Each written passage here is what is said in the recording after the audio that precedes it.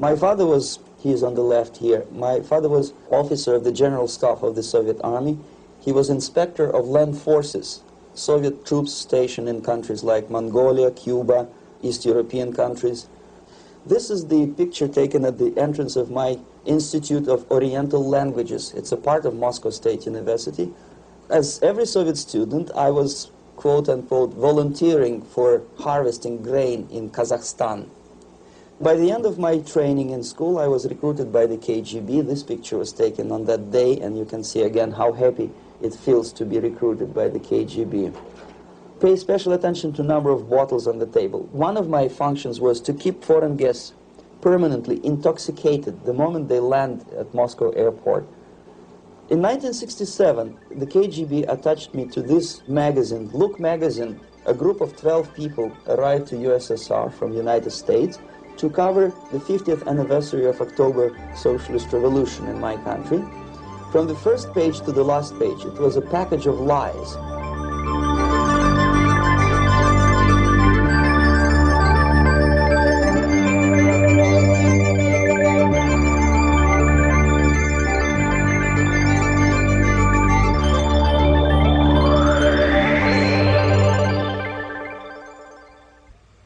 Our conversation is with Mr. Yuri Alexandrovich Yezmenov. Mr. Yezmenov was born in 1939 in a suburb of Moscow. He was the son of a high-ranking Soviet Army officer. He was educated in the elite schools inside the Soviet Union and became an expert in Indian culture and Indian languages. He had an outstanding career with Novosti, which was the, and still is, I should say, the press arm or the press agency of the Soviet Union. It turns out that this is also a front for the KGB. One of his interesting assignments was to brainwash foreign diplomats when they visited Moscow. And he'll tell us a little bit about how they did this and how they planted information which eventually wound up in the press of the free world. He escaped to the West in 1970 after becoming totally disgusted with the Soviet system, and he did this at great risk to his life. He certainly is one of the world's outstanding experts on the subject of Soviet propaganda and disinformation and active measures. Mr. Yezmenov, I'd like to begin by having you tell us a little bit about some of your childhood memories. Well, the most vivid memory of my childhood was Second World War, or to be more precise, the end of the Second World War, when all of a sudden United States, from a friendly nation, which helped us to defeat Nazism, turned overnight into a deadly enemy. And it was very shocking because all newspapers were trying to present an image of belligerent, aggressive American imperialism. Most of the things that we were taught is that United States is aggressive power, which is just about to invade our beautiful, free, socialist country, that American CIA is dropping Colorado beetles on our beautiful potato fields to eliminate our crops, and each schoolboy had a picture of Colorado bug on the back page of his notebook, and we were instructed to go into collective fields to search for those little Colorado bugs. Of course we couldn't find any, neither we could find many potatoes, and that was explained again by the encroachments of the decadent imperialist power.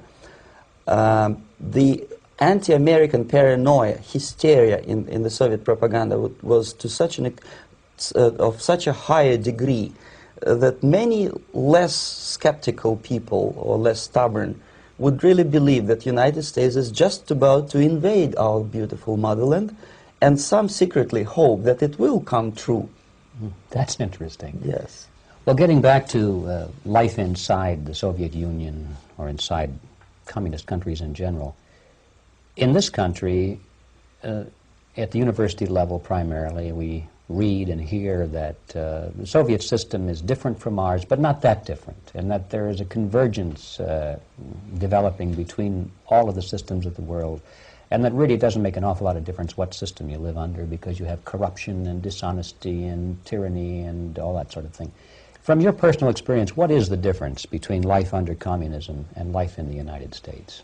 Well, life is obviously very much different for simple reason that the Soviet Union is a state capitalist economically. It's a state capitalism where an individual has absolutely no rights, no value, his life is nothing, it's just like an insect. He is disposable, whereby in the United States even the worst criminal is treated as a human being, he has a fair trial, and some of them capitalize on their crimes. They publish their memoirs in their prisons and get handsomely paid by your crazy publishers. The differences, of course, in the daily life are very various, depending on whom we are talking about. In my own private life, I never suffered from communism simply because I was brought up in a family of high-ranking military officer. Most of the doors were open for me. Most of my expenses were paid by the government, and I never had any troubles with the authorities or with the police. So, in other words, I would say I enjoyed, or I had good reasons to enjoy, all the advantages of so-called socialist system. Mm-hmm. My main motivations to defect had nothing to do with affluence. It was mainly moral indignation, moral protest, rebellion against the inhuman methods of the Soviet system. Well, specifically, what did you object to? I objected, first of all, against oppression of my own dissidents and intellectuals. And that was the most disgusting thing that I witnessed as a young man, young student, who was brought up at a very troublesome period in our history, from Stalin to Khrushchev, from total tyranny and oppression to some kind of liberalization. Second, when I started working for the Soviet embassy in India, to my horror, I discovered that we are millions times more oppressive than any colonial or imperialist power in the history of mankind. That my country brings to India not freedom, progress, and friendship between the nations, but racism, exploitation, and slavery, and of course economical inefficiency to this country. Since I fell in love with India, I developed something which by KGB standards is extremely dangerous thing. It's called split loyalty, when an agent likes a country of assignment more than his own country. I literally fell in love with this beautiful country, a country of great contrasts, but also great humility, great tolerance, and philosophical and intellectual freedoms. My ancestors used to live in caves and eat raw meat when India was a highly civilized nation 6,000 years ago. So obviously the choice was not to the advantage of my own nation. I decided to defect and to entirely dissociate myself from that brutal regime. Mr. Bezmenov, we've read a lot about the concentration camps and the slave labor camps under the Stalin regime. Now the general impression in America is that those things are part of the past. Are they still going on today, or what is the status? Yes. There's no qualitative change in the Soviet concentration camp system. There are changes in numbers of prisoners. Again, this is unreliable Soviet statistics. We don't know how many political prisoners are there in the Soviet concentration camps. But we sure know from various sources that at each particular time there are close to 25 to 30 million of Soviet citizens who are virtually kept as slaves in forced labor camp system. The size of the population of a country like Canada is serving terms as prisoners. Incredible. So I would say that those intellectuals who try to convince American public that concentration camp system is a thing of a past are either conscientiously misleading public opinion, or they are not very intellectual people. They're selectively blind. They lack intellectual honesty when they say that. Well, we've spoken about the intellectuals in this country and also the intellectuals in the Soviet Union. What about down at the broad mass level? Do the people in general, the working people, the workers in general in the Soviet Union, do they support the system? Do they tolerate it? What is their attitude? Well, average Soviet citizen, if there is such an animal, of course, does not like the system because it hurts, it kills. He may not understand the reasons. He may not have enough information or educational background to understand. But I doubt very much there are many people who are conscientiously supporting the Soviet system. There are not such people in USSR. Even those who have all the reasons to enjoy socialism, people like myself, who were a member of journalistic elite, they also hate system for different reasons, though. Not because they lack material affluence, but because they are unfree to think, they are in constant fear, duplicity, split personality. And this is the greatest tragedy for my nation. Well, what do you think are the chances of the people actually overcoming their system or replacing it? There is a great possibility that system will sooner or later be destroyed from within. There is a self-destructive mechanism built into any socialist or communist or fascist system, because there is lack of feedback, because the system does not rely upon loyalty of population. But until this Soviet junta is being supported by the Western so-called imperialists, that is, multinational companies, establishments, governments, and, let's face it, intellectuals, so-called academia in the United States is famous for supporting the Soviet system. As long as the Soviet junta will keep on receiving credits, money, technology, grain deals, and political recognition from all these traitors of democracy or freedom, there is no hope, there is not much hope for changes in my country, and the system will not collapse by itself simply because it's being nourished by so-called American imperialism. This is the greatest paradox in history of mankind, when capitalist world supports and actively nourishes its own destructor. I think you're trying to tell us something in this country. Mm-hmm. I'm trying to tell you that it has to be stopped unless you want to end up in Gulag system and enjoy all the advantages of socialist equality, working for free, catching fleas on your body, sleeping on the planks of plywood in Alaska this time, I guess. That's where Americans will belong, unless they will wake up, of course, and force their government to stop aiding Soviet fascism. Well, you told us a moment ago why you left the system. I'd like to hear the details of how you did it. It must have been a very dangerous thing. It was not so dangerous, it was crazy. First of all, because defecting in India is virtually impossible, thanks to very strong pressure from the Soviet government. Excuse me, you were in India on assignment at that time. Yes, I was working for the Soviet embassy in New Delhi as a press officer. Mm-hmm.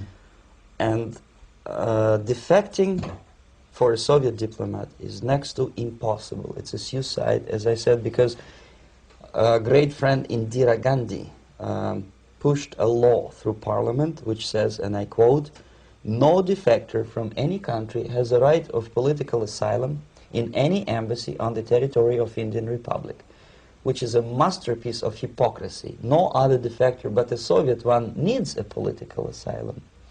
So, knowing that perfectly well, I planned a craziest possible way to defect. I studied counterculture in India. There were thousands of young American boys and girls with no shoes, long hair, smoking hash and marijuana, studying sometimes Indian philosophy, sometimes simply pretending that they study. And they greatly annoyed Indian police, and they were laughing stock of Indians because obviously they were good-for-nothing students. I studied carefully where they congregate, what routes they travel, what language they speak, what do they smoke. And one day I simply joined a group of hippies to avoid detection of Indian police. I was dressed as a typical hippie with blue jeans, long kameez shirts, with all kind of nice decorations like beads, long hairs, I bought a wig because for several weeks I had to turn myself from a conservative Soviet diplomat into a very progressive American hippie. And that was the only way that I could avoid detection. It was very interesting experience, but it was necessary because from my own knowledge as a member of Soviet embassy staff, I knew that there were many cases when Soviet defectors were betrayed by Indian police, and also some Western embassies played a very dirty role in betraying the Soviet defectors. According to our information, there were some, I wouldn't call them double agents, but simply immoral people working for this for the United States embassy, and confiding in people like this would be a suicide. So I had to be extremely careful. I could not trust anyone, and that was the reason for such a crazy way to defect. Well, had you been caught in the act of trying to get out, what would have happened to you? Oh, most likely I would end up in concentration camp, or depending on the situation and on the whim of some bureaucrat in KGB, maybe even executed. This is normal practice, quietly, of course, not publicly. But that would be the end of my defection, of course. Well, when did you finally make it to the United States? In 1970, after about 6 months of debriefing in Athens by the CIA, and I presume FBI too, they let me go first to Germany, then to Canada. That was my decision. I had to change my identity to protect my family and my friends in USSR. And also I was a little bit paranoid, knowing that both Soviet KGB and probably some double agents within the American system may be after me. So I wanted to settle down as far away as possible.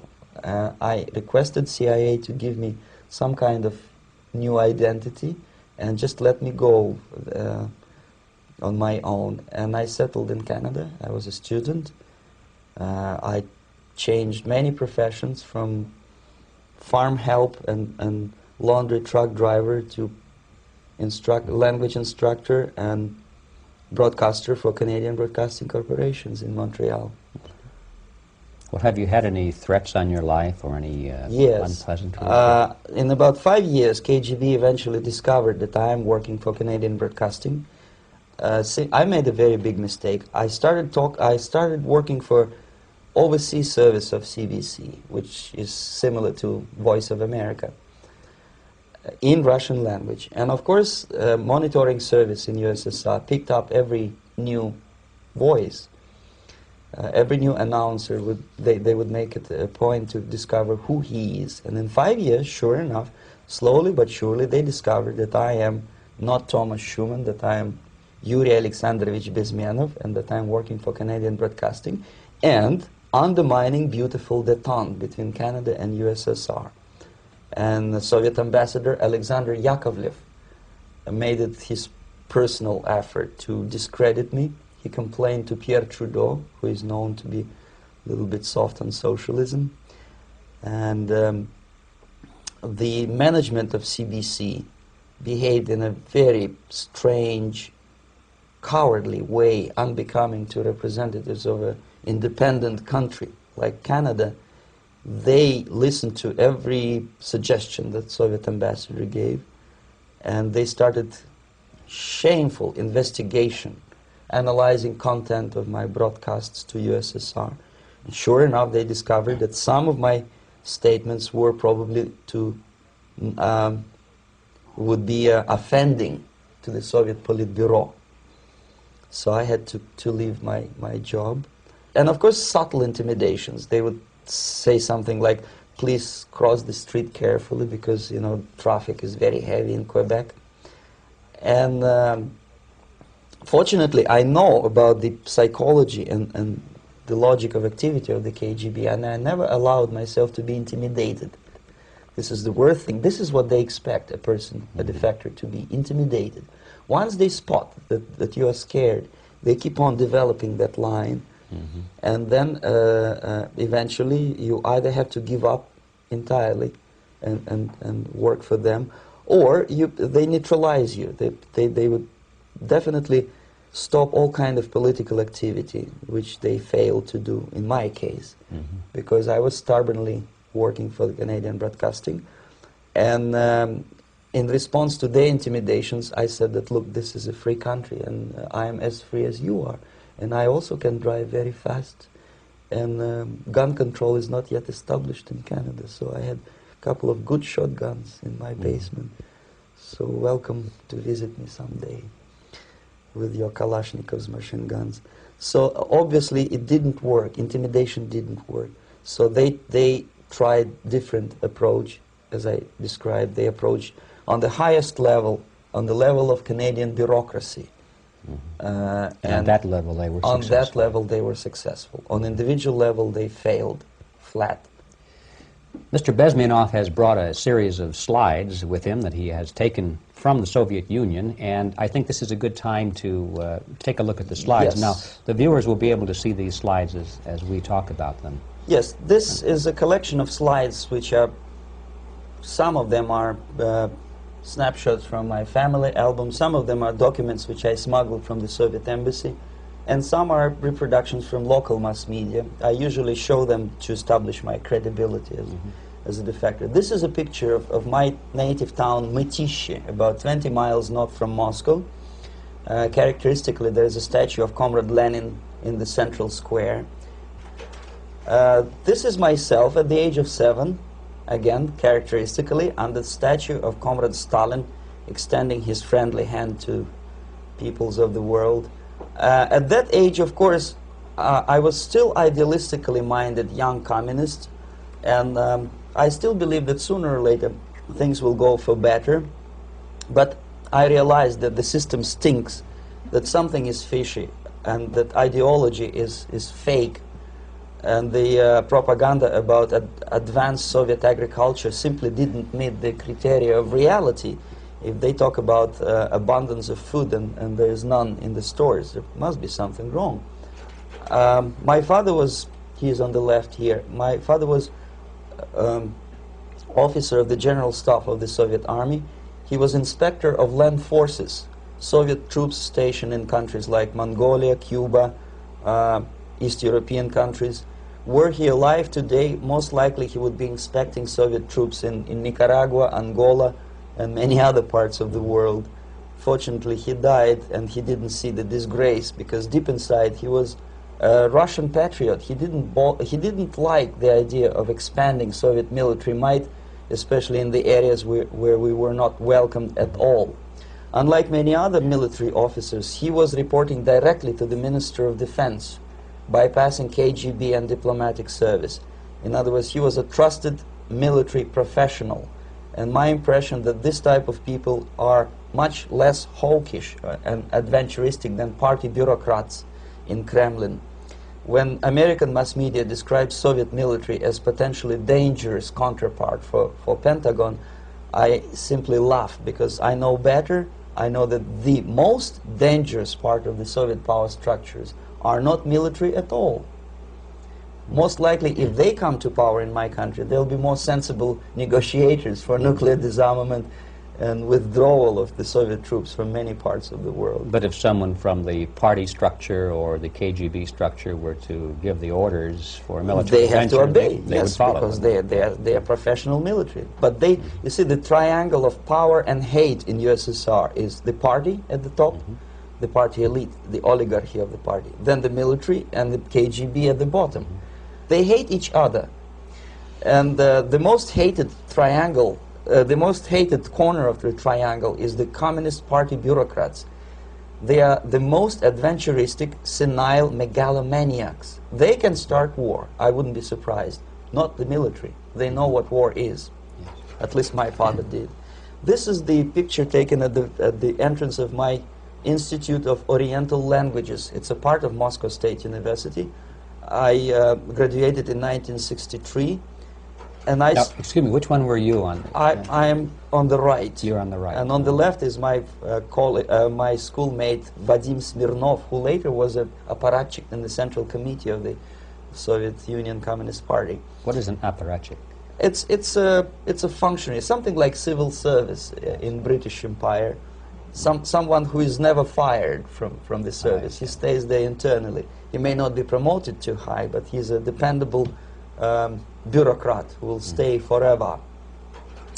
I studied not only languages, but also history, literature, even music. I'm on this picture, I'm trying to learn how to play Indian musical instrument. I even tried to look like an Indian when I was second-year student. Not bad, really. Yes, actually it was strongly encouraged by the instructors in my school, because the graduates of my school were later on employed as diplomats, foreign journalists, or spies. As every Soviet student, I was quote-unquote volunteering for harvesting grain in Kazakhstan. This is the biggest agricultural blunder of the Soviet government. But I didn't have much choice, of course, because the communist motto borrowed from the Bible says, "Those who do not work shall not eat." And you can see me eating, therefore I was working, and you can see how happy I was about it. I went through a very extensive physical and military training, including the military games in areas, suburban areas of Moscow. And here, for example, we are on a tour in Arkhangelsk area. And by the end of my training in school, I was recruited by the KGB. This picture was taken on that day, and you can see again how happy it feels to be recruited by the KGB. Our conversation with Yuri Alexandrovich Bezmenov, who is a defector from the Soviet Union, a former propaganda agent for Novosti and the KGB, will continue after this message.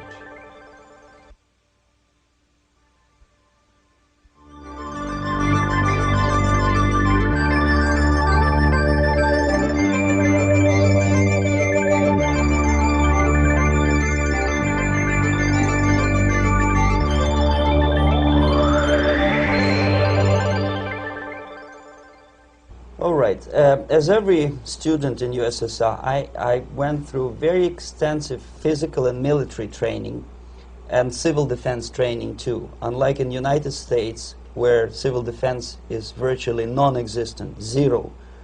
In USSR, every student, whatever his major subject, has to go through very extensive 4-year military and civil defense training.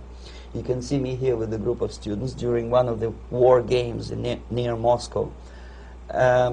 The main idea, of course, is to prepare a huge reserve army of the USSR. Each student has to graduate as a junior lieutenant. In my case, it was administrative and military intelligence service.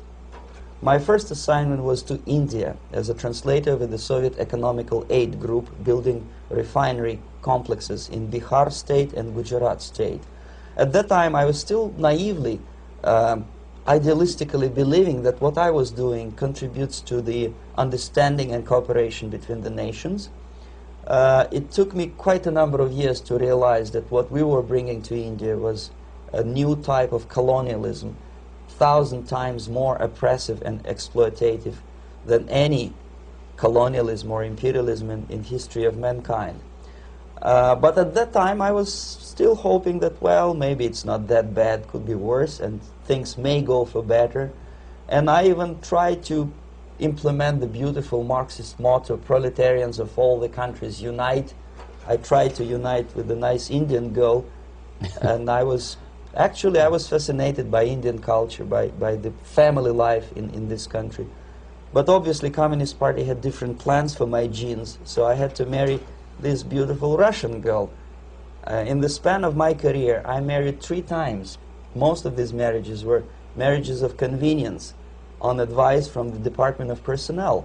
This is normal practice in USSR. When a Soviet citizen is assigned to a foreign job, he has to be married, either to keep family in USSR as hostages, or, if it's a convenience marriage like mine, so that the husband and wife are virtually informers on each other to prevent defection or contamination by decadent imperialist or capitalist ideas. In my case, I hated that girl so much that the moment I landed in Moscow, we were divorced, and I married later, second time. By the end of my first assignment in India, I was promoted to the position of public relation officer. You can see me here translating a speech by a Soviet boss. And you're on the right. I'm on the right here, yes. And it was, the occasion was commissioning of the refinery complex in Bihar, Barauni. Back in Moscow, I was immediately recruited by Novosti Press Agency, which is a propaganda and ideological subversion front for the KGB. 75% of the members of the Novosti are commissioned officers of the KGB. The other 25 are, like myself, co-opted agents who are assigned to specific operations. In this particular case, you can see me talking to students of Lumumba Friendship University in Moscow. This is a huge school under the direct control of the KGB and Central Committee, where future leaders of the so-called national liberation movements are being educated and selected carefully. And some of them have absolutely, this, for example, is a group of students from Lumumba. They don't look like students at all. They look more like military, and that's exactly what they were. They were dispatched back to their countries to be leaders of the so-called national liberation movements, or to be translated into normal human language, leaders of international terrorist groups. Another area of activity when I was working for the Novosti was to accompany groups of so-called progressive intellectuals, writers, journalists, publishers, teachers, professors of colleges. You can see me here in Kremlin. I'm second on the left, with a group of Pakistani and Indian intellectuals. Most of them pretended they don't understand that we are actually working on behalf of the Soviet government and the KGB. They pretended that they are actually being guests, VIP intellectuals, that they are treated according to their merits and their intellectual abilities. For us, they were just a bunch of political prostitutes to be taken advantage for various propaganda operations. Therefore, you can see perfectly well the senior colleague of mine on the left doesn't really have that much respect on his face, and myself with a very skeptical smile, typical KGB sarcastic smile, anticipating another victim of ideological brainwashing. This is how a typical conference in Novosti headquarters in Moscow looked like. Sitting in the middle is Boris Burkov, the then director of Novosti Press Agency, high-ranking party bureaucrat in the Department of Propaganda. I am standing next to a famous Indian poet, Sumitranandan Pant. He was famous because he was an author. He was the author of a famous poem titled Rhapsody to Lenin. That's why he was invited to USSR, and everything was paid by the Soviet government. Pay special attention to number of bottles on the table. This is one of the ways to kill the awareness or curiosity of foreign journalists. One of my functions was to keep foreign guests permanently intoxicated the moment they land at Moscow airport.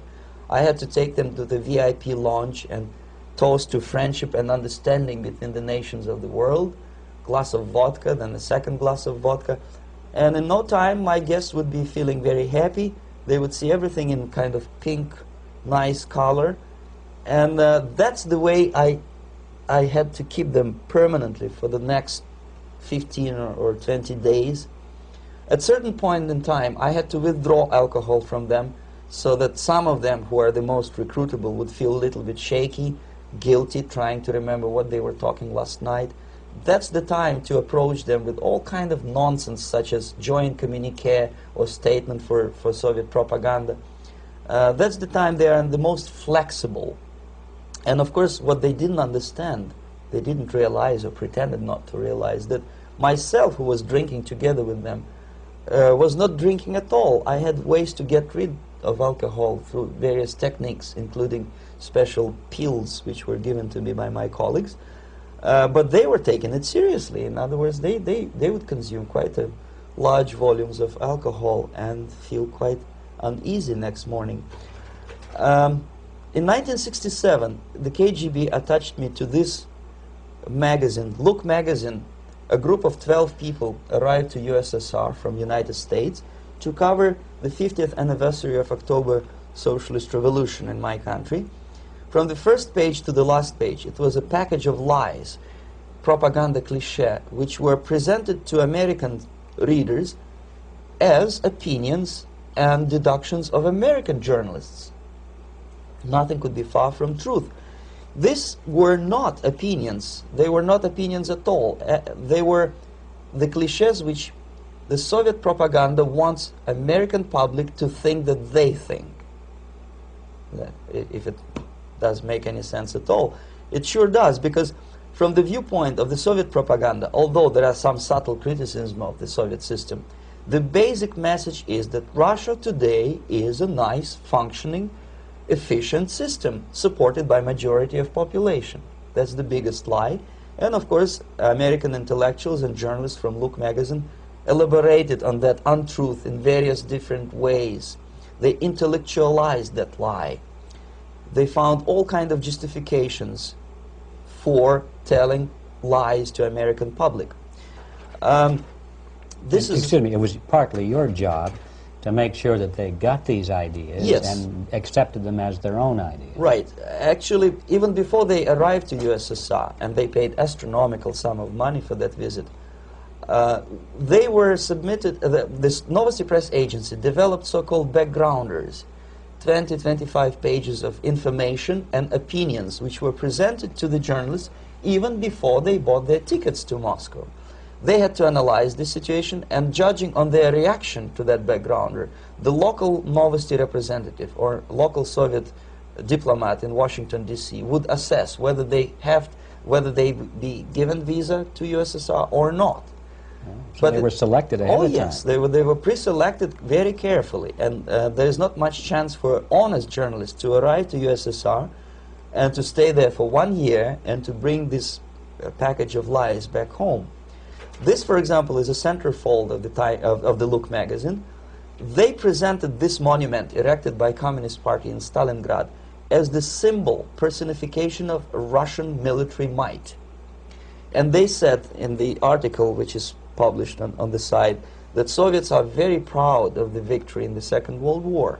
This is another big myth, a lie. No sensible people would be proud to lose 20 millions of their countrymen in a war which was started by Genoese Hitler and Comrade Stalin and paid by American multinationals. Most of the Soviet citizens look at this type of monuments with disgust and sorrow, because every family lost father, brother, sister, or child in the Second World War.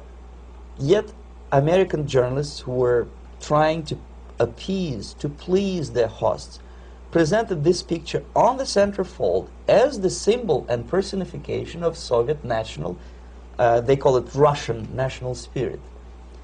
And it was greatest misconception and a very tragic misunderstanding.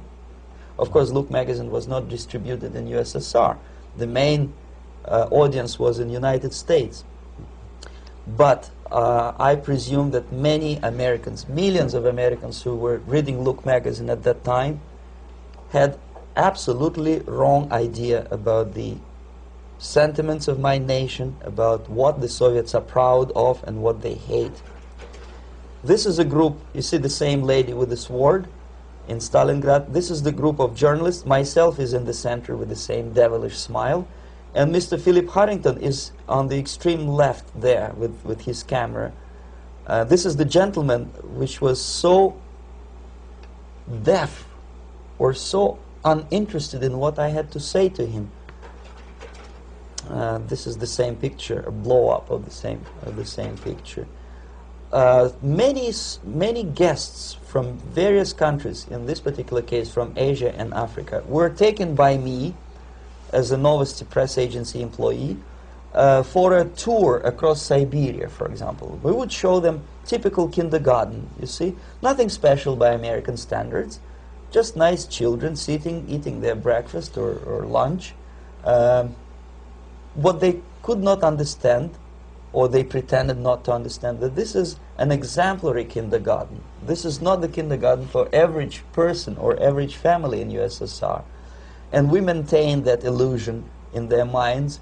You can see myself under the red spot in the middle there, with the same business-like expression. I'm doing my job. That's what I'm assigned to do, and that's what I was paid to do. But deep inside, I still hope that at least some of these useful idiots would understand that what they are looking at has nothing to do with the level of affluence in my nation. This is a better picture which reflects the true spirit of the Soviet childhood. This picture was printed in a Canadian government publication by mistake.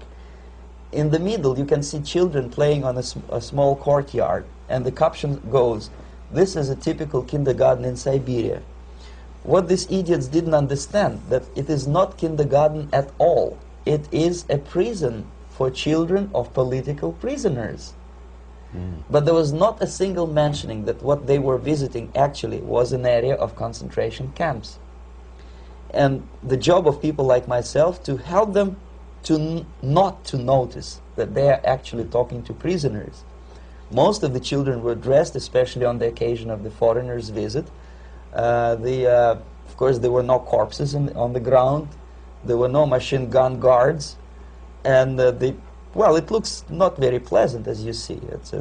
It looks dull, but obviously it does not create an impression that this is actually a prison. Well, did any of the journalists have the curiosity to ask about prisons and that kind of thing? Yes. They were in Siberia. This Yes. is what you associate. Yes, some of them asked questions, and naturally we would give them, for the stupid question, we give them stupid answer. No, there are no prisons in Siberia. No, most of the people who you see are free citizens of USSR. They are very happy to be here, and they are contributing to the glory of the socialist system. Some of them pretended that they believe what I was telling them, and most of them, we may discuss it later, what are the motivations of these people? Why would they stubbornly bring lies to their own population through their own mass media? I have various answers to this. There is not a single explanation. It's a complex of explanations. It's fear, pure biological fear. They understand that they are on the territory of an enemy state, a police state. And just to save their rotten skins and their miserable jobs, their affluence back home, they would prefer to tell a lie than to ask truthful questions and report truthful information. Second, most of these schmucks were afraid to lose their jobs, because obviously if you tell truth about my country, you will not last long as a correspondent of New York Times or Los Angeles Times. They will fire you. What kind of correspondent are you? You obviously cannot find common language with Russians if they kick you out in 24 hours. So just by trying to be conformist to their own editorial bosses, they tried not to offend the sentiments of the Soviet administrators and people like myself. Deep inside, I hope they would insult my or offend my sentiments. Obviously, they preferred not to. Another reason, I refuse to believe it, but obviously, there is another reason. Obviously, it's a greed. These people earn a lot of money. When they come back to USA, they claim that they are experts on my country. They write books which sells in million copies, titled like Russians, The Truth About Russia. Most of it is lie about Russia. Yet they claim to be Sovietologists. They play back myth about my country, the propaganda cliches. Yet they stubbornly resist the word of truth. If a person like Solzhenitsyn is either defecting or kicked out of USSR, they try all their best to discredit him and to discourage him. I don't have much chance to appear on national network with a true story about my country. But a useful idiot like Hendrik Smith or Robert Kaiser, they are big heroes. They come back from USSR, they say, oh, we were talking to dissidents in Russia. Big deal. Soviet dissidents are chasing American correspondents in the streets, and they are cowardly escaping from these contacts. For some strange reason, if you want to know more about Spain, you refer to Spanish writers. If you want to learn more about French, you read French writers. Even about Antarctica, I bet you would read Penguins. Only about the Soviet Union, for some strange reason, you read Hendricks and Schmendricks and all kind of Kissingers, because they claim that they know more about my country. They know nothing, or next to nothing, or they pretend that they know more than they actually do. I would say they are dishonest people who lack integrity and common sense and intellectual honesty. They bring back all kind of stories like that. A kindergarten in Siberia. Omitting the most important fact, it's a prison for children of political prisoners. Another greatest example of monumental idiocy of American politicians. Edward Kennedy was in Moscow, and he thought that he is a popular, charismatic American politician who is easygoing, who can smile, dance at the wedding in Russian palace of marriages. What he did not understand, or maybe he pretended not to understand, that actually he was being taken for a ride. This is a staged wedding, especially to impress foreign media, or useful idiots like Ed Kennedy. Most of the guests there, they had security clearance, and they were instructed what to say to foreigners. This is exactly what I was doing. You can see me in the same damn wedding palace in Moscow where Ed Kennedy was dancing here. You see, smiling. He thinks he's very smart. From the viewpoint of Russian citizens who observe this idiocy, he's narrow-minded, egocentrical idiot who tries to earn his own popularity through participation in propaganda farces like this. Here you can see myself. On the right, again, exemplary Soviet bride. On the left, 3 journalists from various countries, Asia, Africa, and Latin America. Obviously, they enjoying the situation. They will go back home and write the reports. We were present on a regular Soviet wedding. They were not present on a regular Soviet wedding. They were present, they were parts of a farce, of a circus performance. Another thing which I had to, sometimes risking my life to explain to foreigners. Time magazine, for example, is very critical of South African racist regime. The whole article was dedicated to the shameful internal passport system where blacks are not allowing to live with whites. For some strange reason, for the last 14 years since my defection, nobody wanted to pay attention to my passport. This is my passport. It also shows my nationality, and it has a police rubber stamp, which is called propiska in Russian language, which assigns me to a certain area of residence. I cannot leave that area, same way as this black man cannot leave the area in South Africa.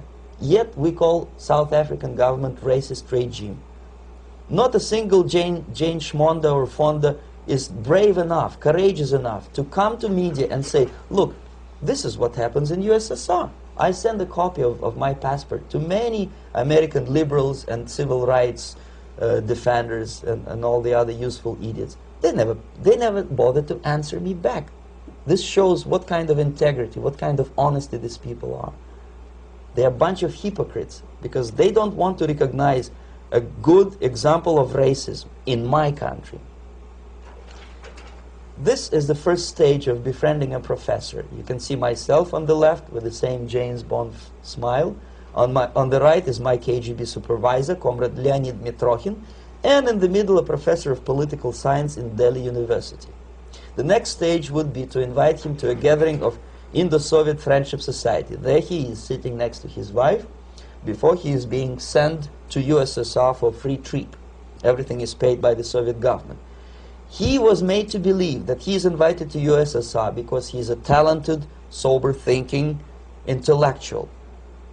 Absolutely false. He is invited because he is a useful idiot, because he would agree and subscribe to most of the Soviet propaganda cliché. And when he is coming back to his own country, he is going for years and years to teach the beauties of Soviet socialism to newer and newer generations of his students, thus promoting the Soviet propaganda line. The KGB was even curious about this gentleman. It may look innocent. Maharishi Mahesh Yogi, a great spiritual leader, or maybe a great charlatan and crook, depending on from which side you're looking at him. Beatles were trained at his ashram in Hardwar in India how to meditate. Mia Farrow and other useful idiots from Hollywood visited his school, and they returned back to United States absolutely zonked out of their minds with marijuana, hashish, and crazy ideas of meditation. To meditate, in other words, to isolate oneself from the current social and political issues of your own country. To get into your own bubble, to forget about troubles of the world. Obviously, KGB was very fascinated with such a beautiful school, such a brainwashing center for stupid Americans. I was dispatched by the KGB to check what kind of VIP Americans attend this school. That's you on the left. Yes, I'm on the left. I was trying to get enrolled in that school. Unfortunately, the Maharishi Mahesh Yogi asked too much. He wanted $500 American for enrollment. But my function was not actually to get enrolled in the school. My function was to discover what kind of people from United States attend this school. And we discovered that, yes, there are some influential members of family, public opinion makers of United States, who come back with the crazy stories about Indian philosophy. Indians themselves look upon them as idiots, useful idiots. To say nothing about KGB, who looked at them as extremely naive, misguided people. Obviously, a VIP, say a wife of a congressman, or a prominent Hollywood personality, after being trained in that school, is much more instrumental in the hands of manipulators of public opinion and KGB than a normal person who understands, who looks through this type of fake religious training. Why would they be more susceptible to manipulation? I just mentioned that because, you see, a person who is too much involved in introspective meditation. You see, if you carefully look what Maharishi Mahesh Yogi is teaching to Americans, is that most of the problems, most of the burning issues of today can be solved simply by meditating. Don't rock the boat. Don't get involved. Just sit down, look at your navel, and meditate. And the things, due to some strange logic, due to cosmic vibration, will settle down by themselves. This is exactly what the KGB and Marxist-Leninist propaganda wants from Americans, to distract their opinion, attention, and mental energy from real issues of the United States into a non-issues, into a non-world, non-existent harmony. Obviously, it's more beneficial for the Soviet aggressors to have a bunch of duped Americans than Americans who are self-conscious, healthy, physically fit, and alert to the reality. Maharishi Mahesh Yogi obviously is not on the payroll of the KGB. But whether he knows it or not, he contributes greatly to demoralization of American society. And he's not the only one.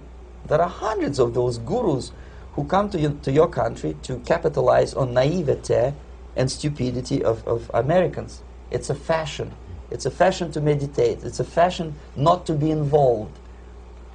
So obviously, you can see that if KGB were that curious, if they paid my trip to Hardwar, if they assigned me to that strange job, obviously they were very much fascinated.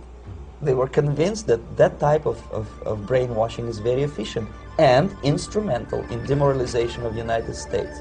Our conversation with Yuri Alexandrovich Bezmenov, who is a defector from the Soviet Union, a former propaganda agent for Novosti and the KGB, will continue after this message.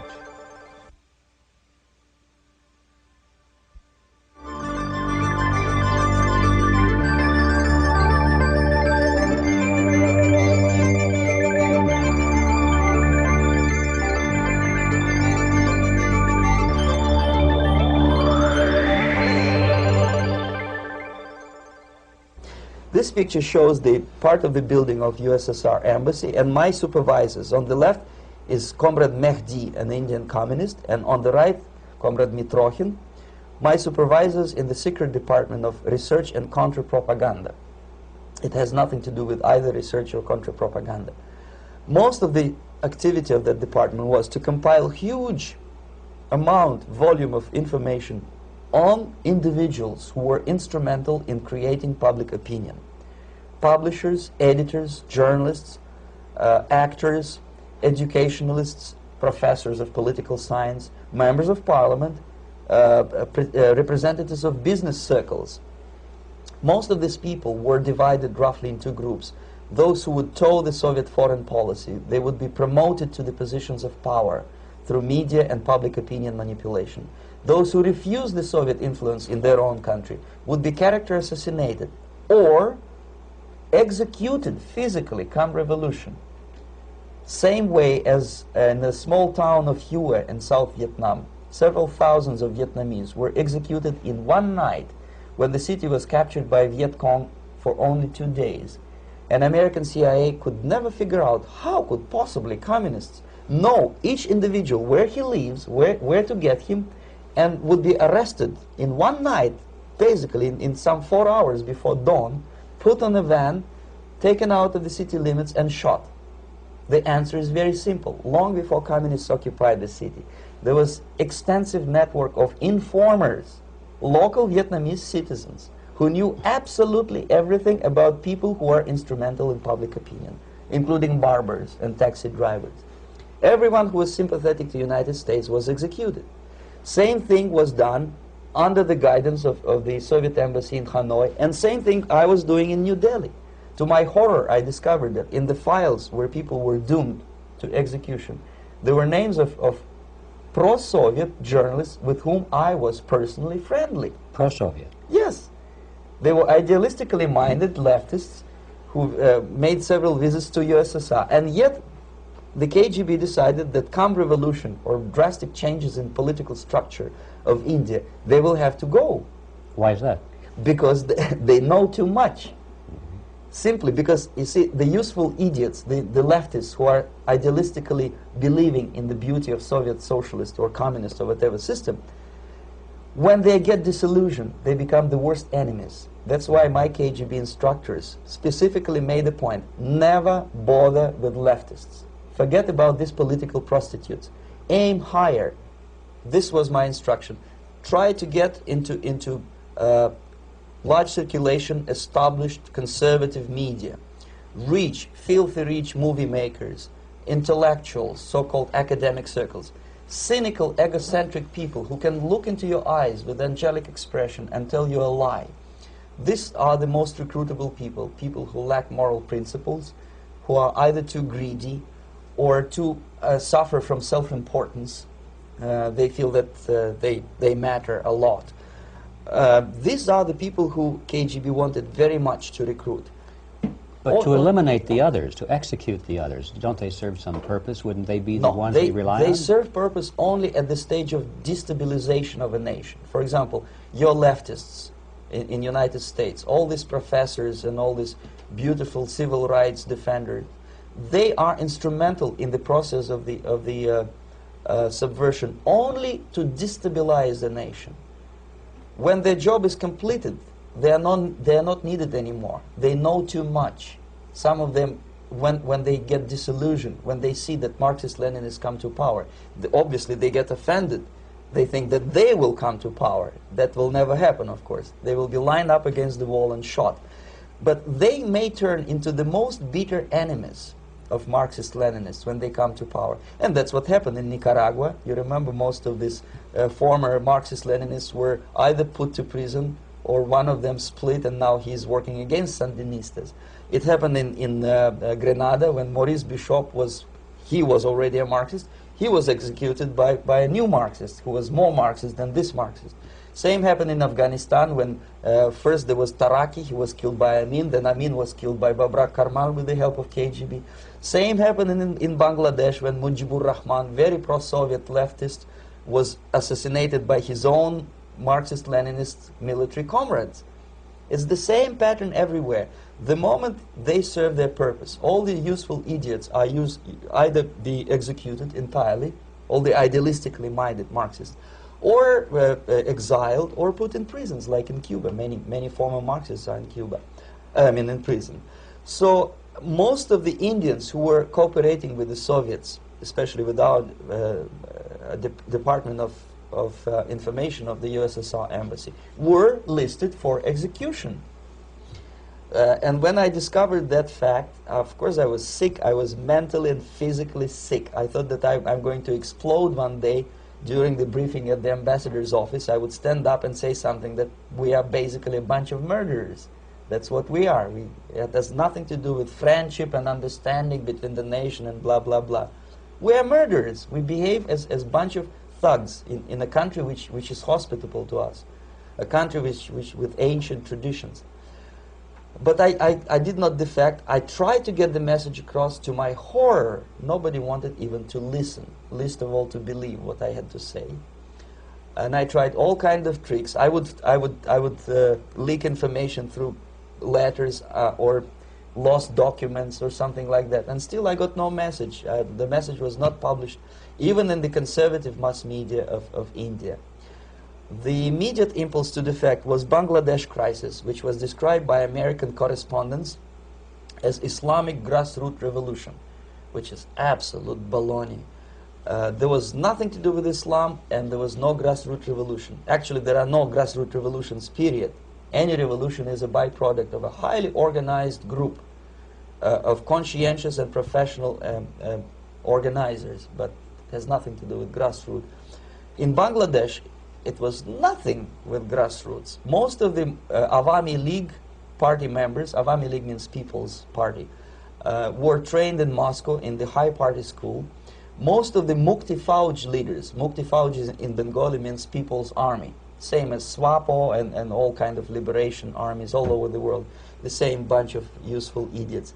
They were trained at Lumumba University and various centers of the KGB in Simferopol, in Crimea, and in Tashkent. So when I saw that Indian territory is being used as a jumping board to destroy East Pakistan, I saw myself thousands of so-called students traveling through India to East Pakistan, through the territory of India, and Indian government pretended not to see what's going on. They knew perfectly well, the Indian police knew it, the intelligence department of the Indian government knew it, the KGB of course knew it, and the CIA knew it. That was most infuriating, because when I defected and I explained to the CIA debriefers they should watch out because East Pakistan is going to erupt any moment, they said I was reading too many James Bond novels.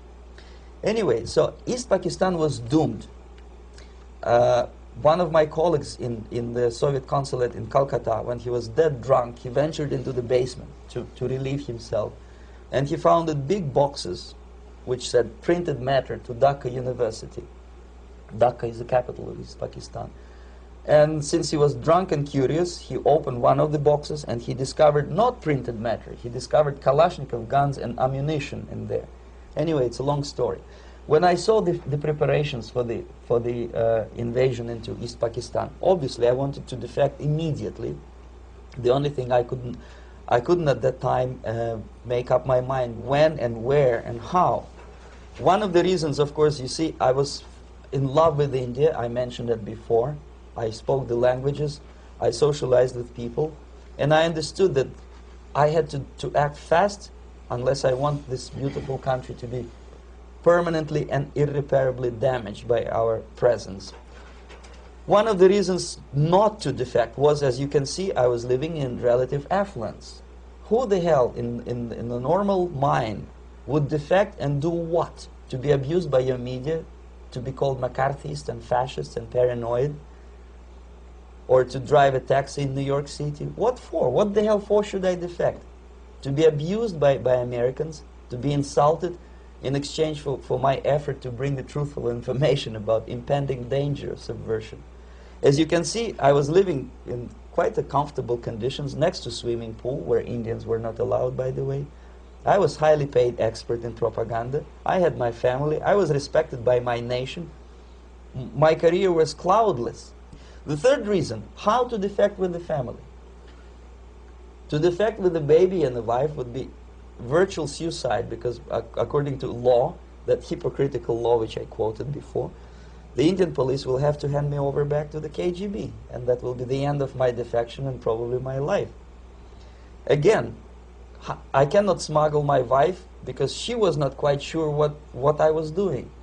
She was not that idealistically involved, and she was definitely not in the total picture of what I was doing for the KGB. She would be shocked if I put her in my van and drive her to the American embassy or elsewhere. That would be a greatest danger. So again, I had to defect in such a way that my defection would look as simple disappearance. And there were many cases like that when the Soviet agents simply disappeared, either killed in action or, thanks to their curiosity and their close contacts with radicals, some of them were killed by the Marxists, by the way. It happened in many African countries when the Soviet KGB were killed by Africans themselves. Not because they hated Marxism, Leninism, but because they were simply trigger-happy bunch of unruly characters. If you give them a machine gun, they will shoot. And some of the Soviets obviously were not careful enough to protect themselves, and they got into embarrassing situations when they were shot at the crossfire between factions of so-called liberation movements. Anyway, so I decided, as I said, to study the counterculture. I decided this probably would be the best way to disappear. I socialized with characters like this. On the left, you see, is a barefoot American hippie. It took me quite a long time to study exactly what they were doing and how to mix with them. But eventually I did it. Most of Indian newspapers carried my picture and promise of 2,000 rupees for information about my whereabouts. But they were looking for the wrong person, because they obviously tried to stop a young Soviet diplomat in white shirt and tie, and this is how I looked at the time of defection. Nobody could possibly think that a Soviet diplomat would be as crazy as to join a bunch of hippies. That's you. Yes, travel India and smoke hash. So I made it literally almost like a Hollywood-style detective story. From under the nose of the KGB in Bombay airport, I landed the plane and I flew to Greece, where I was debriefed by the CIA. That's basically that's all for my slides. We can turn off the projector, and that's very interesting. Well, you spoke several times before about ideological subversion. That is a phrase that I'm afraid some Americans don't fully understand. When the Soviets use the phrase ideological subversion, what do they mean by it? Ideological subversion is the process which is legitimate, overt, and open. You can see it with your own eyes. All you have to do, all American mass media has to do, is to unplug their bananas from their ears, open up their eyes, and they can see it. There is no mystery. There is nothing to do with espionage. I know that espionage intelligence gathering looks more romantic. It sells more deodorants through the advertising, probably. That's why your Hollywood producers are so crazy about James Bond type of thrillers. But in reality, the main emphasis of the KGB is not in the area of intelligence at all. According to my opinion and opinion of many defectors of my caliber, only about 15% of time, money, and manpower is spent on espionage as such. The other 85% is a slow process which we call either ideological subversion or active measures, активные мероприятия in the language of the KGB, or psychological warfare. What it basically means is to change the perception of reality of every American to such an extent that despite of the abundance of information, no one is able to come to sensible conclusions in the interests of defending themselves, their families, their community, and their country. It's a great brainwashing process which goes very slow, and it's divided in 4 basic stages. The first one being demoralization. It takes from 15 to 20 years to demoralize a nation. Why that many years? Because this is the minimum number of years which requires to educate one generation of students in the country of your enemy. exposed to the ideology of the enemy. In other words, Marxism-Leninism ideology is being pumped into the soft heads of at least 3 generations of American students without being challenged or counterbalanced by the basic values of Americanism, American patriotism. The result you can see.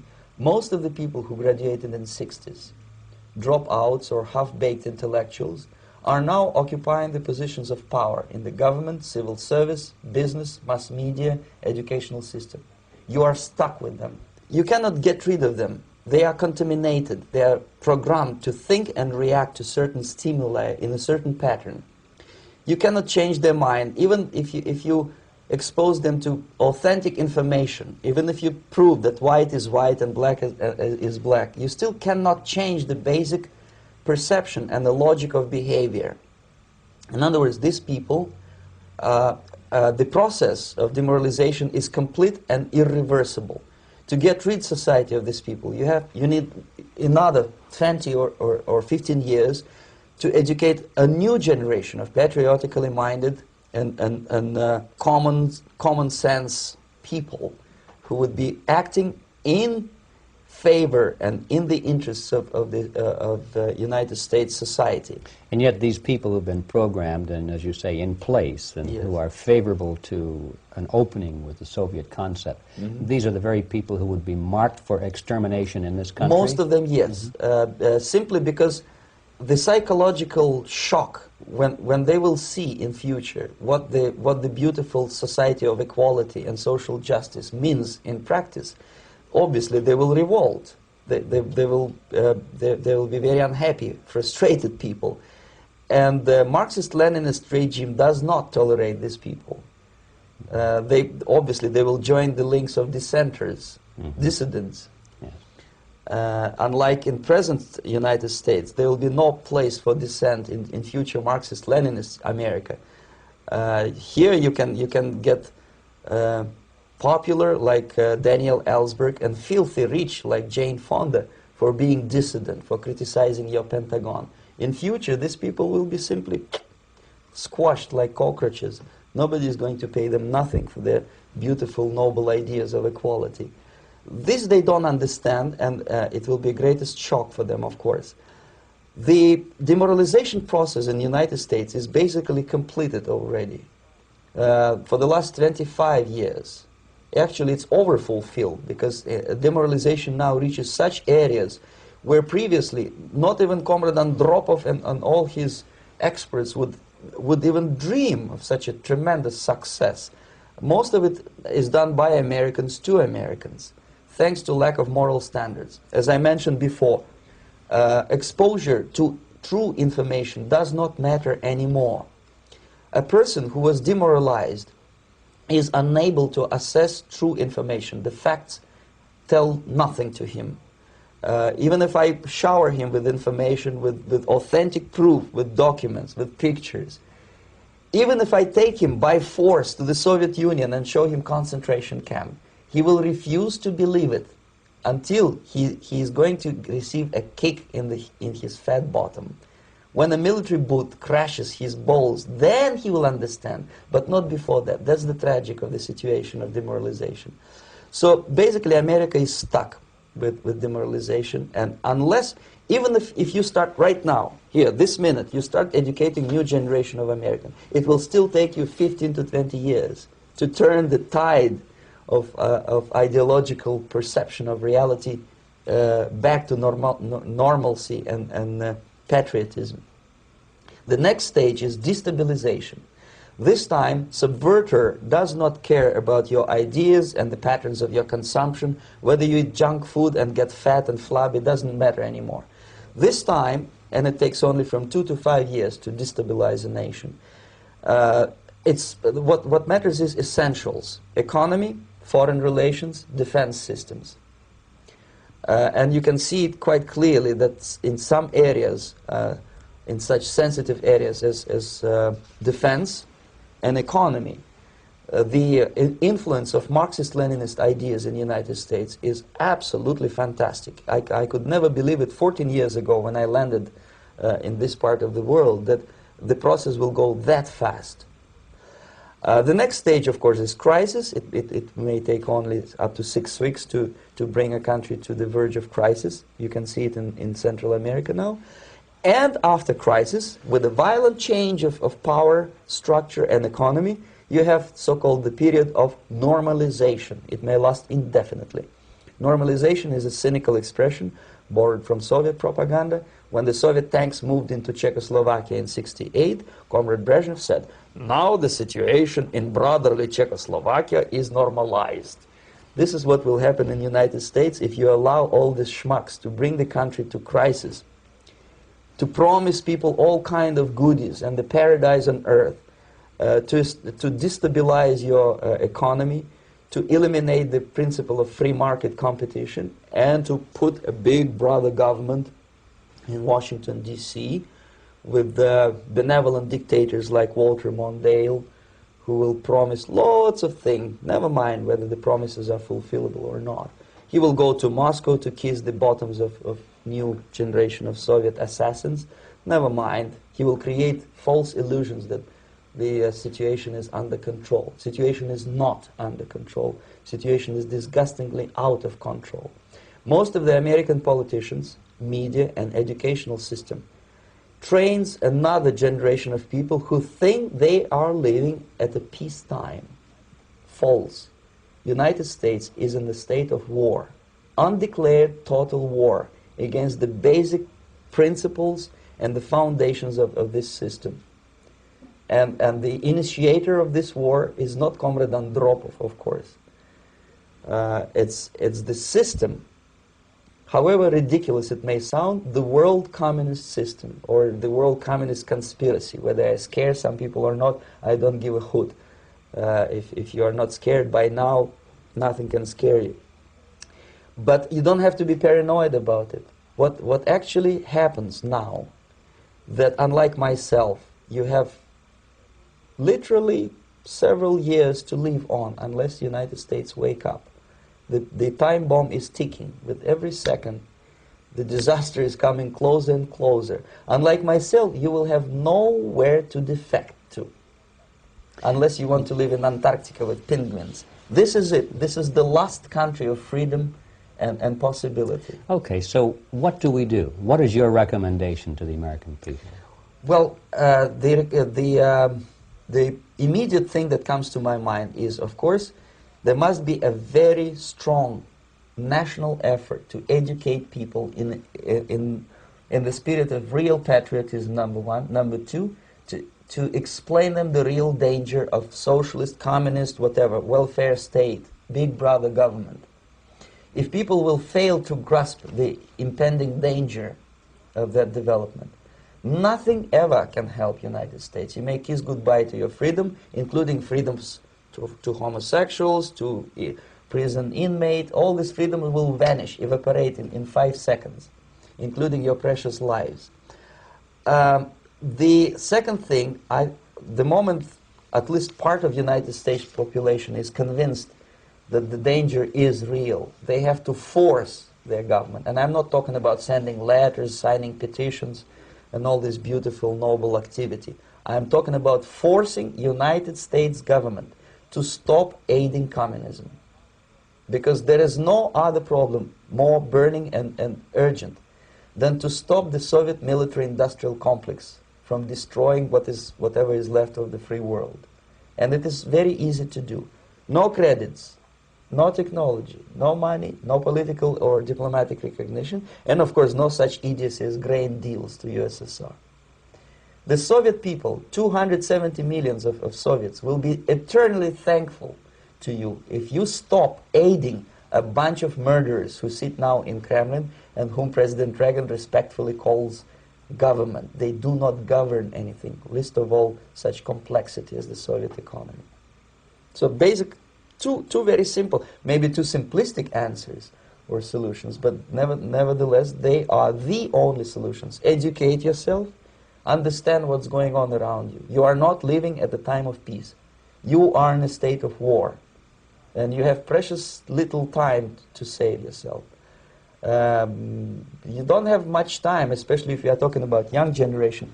There's not much time left for convulsions and sexual masturbation to the beautiful disco music.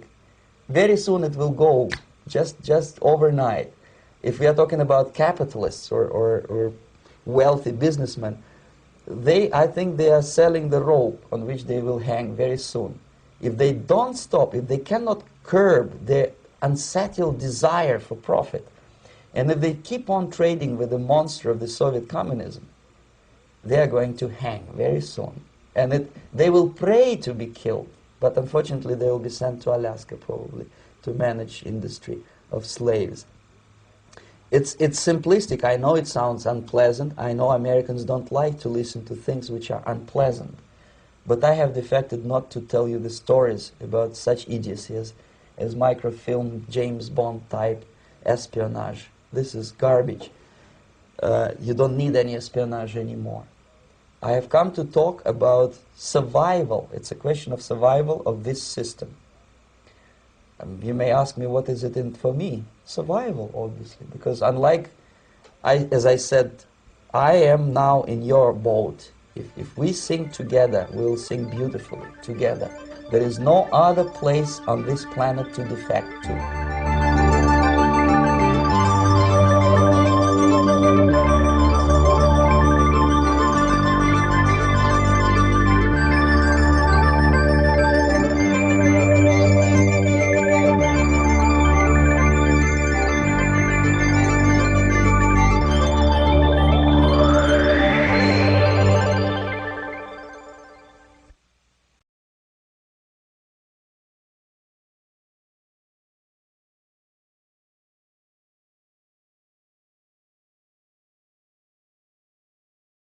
Subversion is the term, if you look in a dictionary or criminal code to that matter, usually is explained as a part of activity to destroy things like religion, government, system, political, economical system of a country.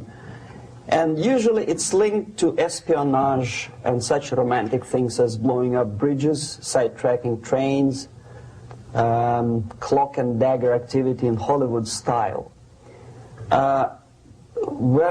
What I'm going to talk about now has absolutely nothing to do with the cliché of espionage or KGB activity of collecting information. So the greatest mistake or misconception, I think, is that whenever we are talking about KGB, for some strange reason, starting from Hollywood movie makers to professors of political science and quote-unquote experts on Soviet affairs, or Kremlinologists as they call themselves, they think that the most desirable thing for Andropov and the whole KGB is to steal blueprints of some supersonic jet, bring it back to Soviet Union and sell it to the Soviet military-industrial complex. It's only partly true. If we take the whole time, money, and manpower that the Soviet Union and KGB in particular spends outside of USSR border, we will discover, of course there are no official statistics unlike with CIA or FBI, that the espionage as such occupies only 10 to 15% of money, time, and manpower. 15% of the activity of KGB. The rest, 85%, is always subversion. And unlike a dictionary of English, Oxford Dictionary, subversion in Soviet terminology means always a destructive, aggressive activity aimed to destroy the country, nation, or geographical area of your enemy. So there's no romantics in there, absolutely. No blowing up bridges, no microfilms in Coca-Cola cans, nothing of that sort. No James Bond nonsense. Most of this activity is overt, legitimate, and easily observable if you give yourself time and trouble to observe it. But according to the law and law enforcement systems of the Western civilization, it's not a crime. Exactly because of misconception, manipulation of terms. We think that subverter is a person who is going to blow up our beautiful bridges. No. Subverter is a student who comes for exchange, a diplomat, an actor, an artist, a journalist like myself was 10 years ago. Now, subversion is an activity which is a two-way traffic. You cannot subvert an enemy which doesn't want to be subverted. If you know history of Japan, for example, before 20th century, Japan was a closed society. The moment a foreign boat comes to the shores of Japan, the Imperial Japanese Army politely tells them to get lost. And if American salesman comes to the shore of Japan, let's say 60 or 70 years from now back, and says, oh, I have a very beautiful vacuum cleaner for you, with the good financing, he says, please leave us, we don't need your vacuum cleaner. If they don't leave, they shoot them to preserve their culture, ideology, traditions, values intact. You were not able to subvert Japan. You cannot subvert Soviet Union because the borders are closed. The media is censored by the government. The population is controlled by the KGB and internal police. With all the beautiful glossy pictures of Time magazine and Magazine America, which is published by the American embassy in Moscow, you cannot subvert Soviet citizens because the magazine never reaches Soviet citizens. It's collected from the newsstands and thrown to garbage can. Subversion can be only successful when the initiator, the actor, the agent of subversion has a responsive target. It's a two-way traffic. United States is a receptive target of subversion. There is no response similar to that one from United States to the Soviet Union. It stops halfway somewhere. It never reaches here. The theory of subversion goes all the way back 2,500 years ago. The first human being who formulated the tactics of subversion was a Chinese philosopher by the name of Sun Tzu.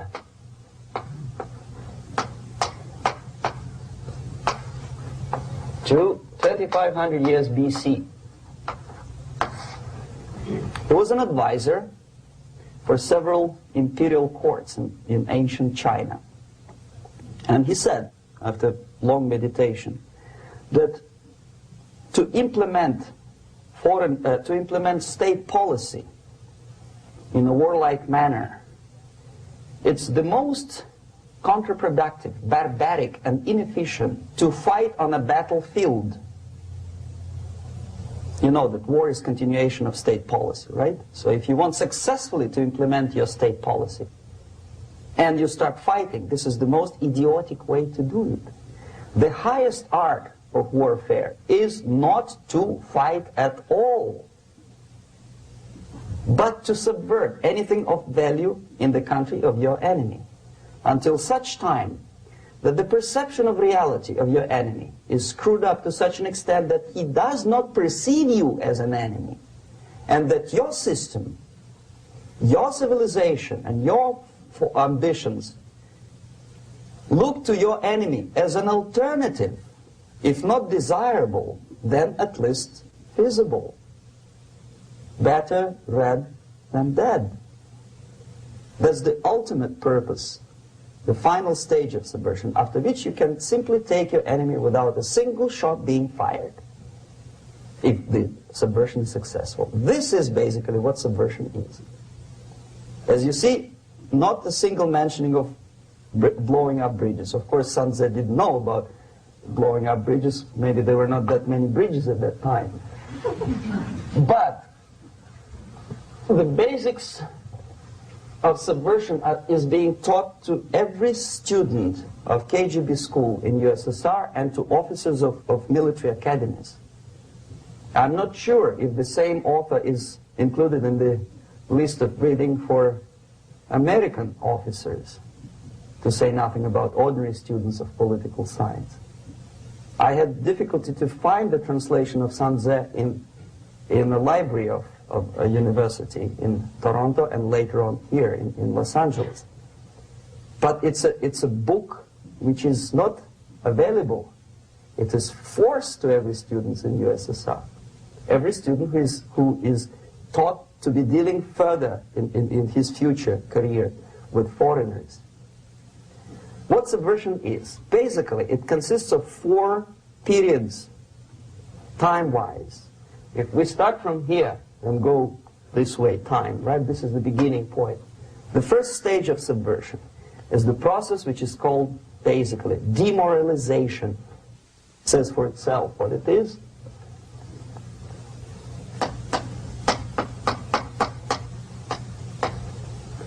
It takes from,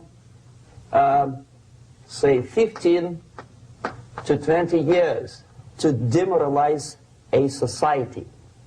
Why 15 or 20 years?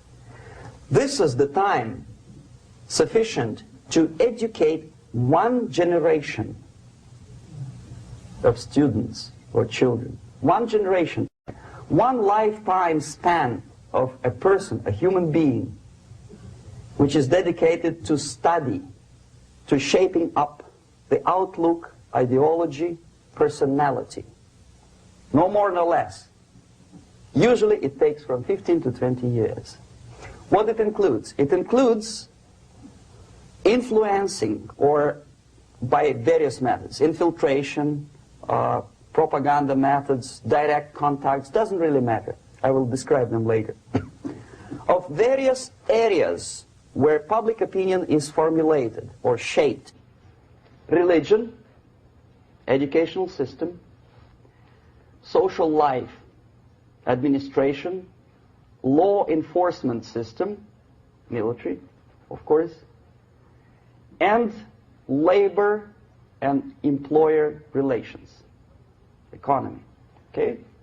5 areas. I will not write them down because we will not have enough space.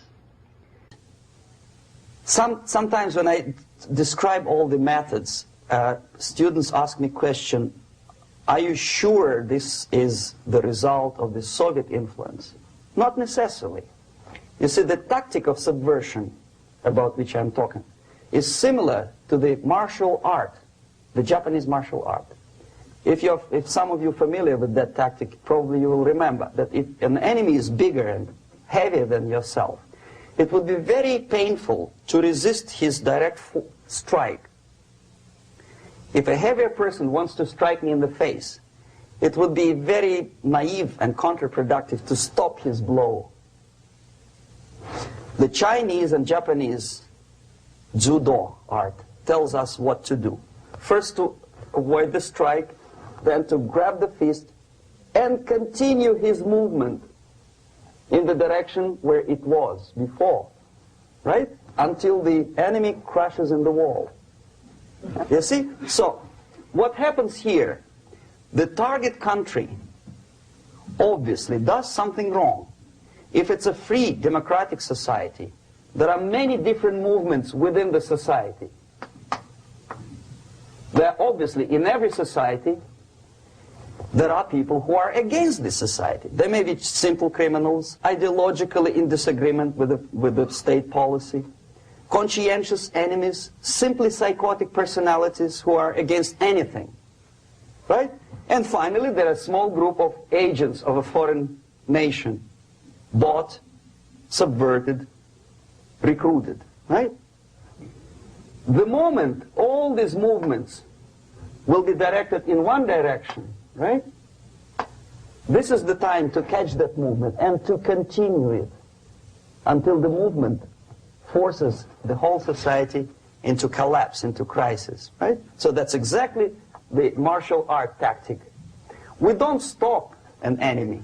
We let him go. We help him to go in the direction we want them to go. Okay?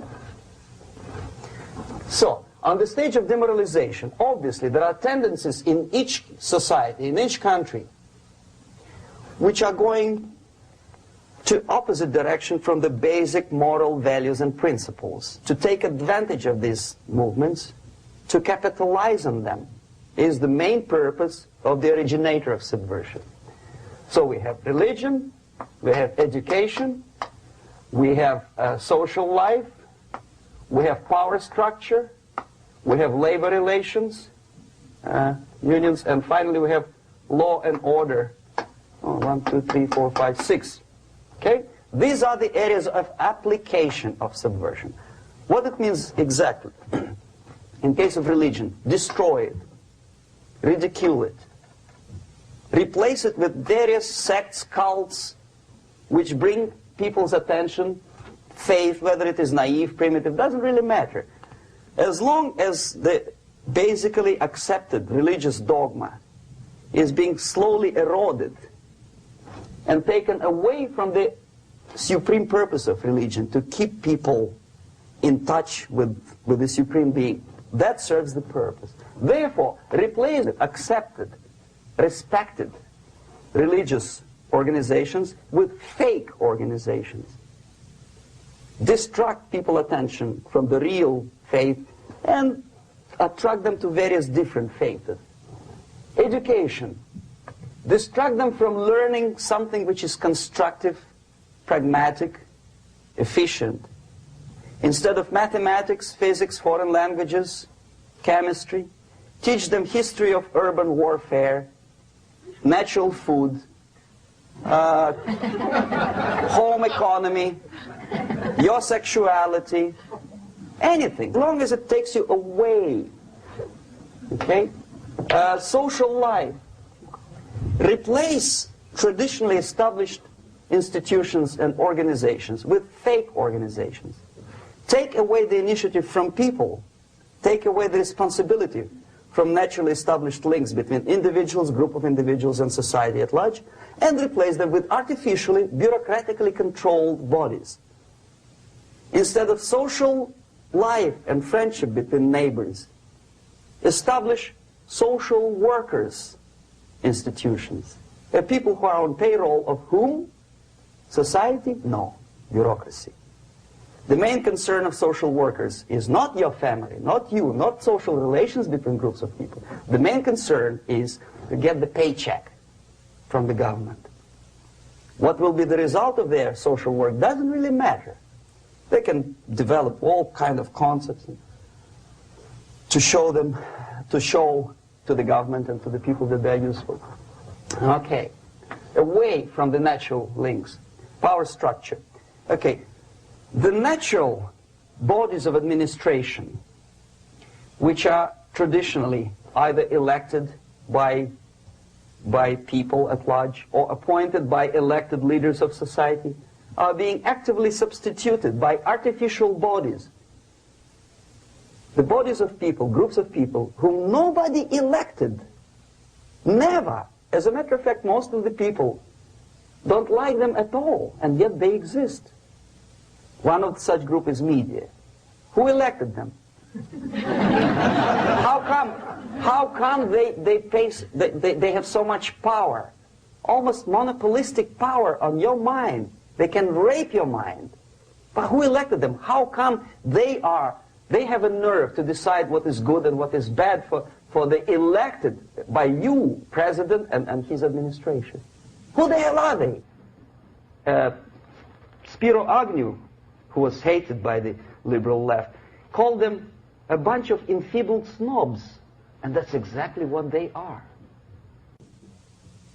They think they know. They don't. The level of mediocrity. In a big establishment like New York Times, Los Angeles Times, major television network, you don't have to be excellent journalist.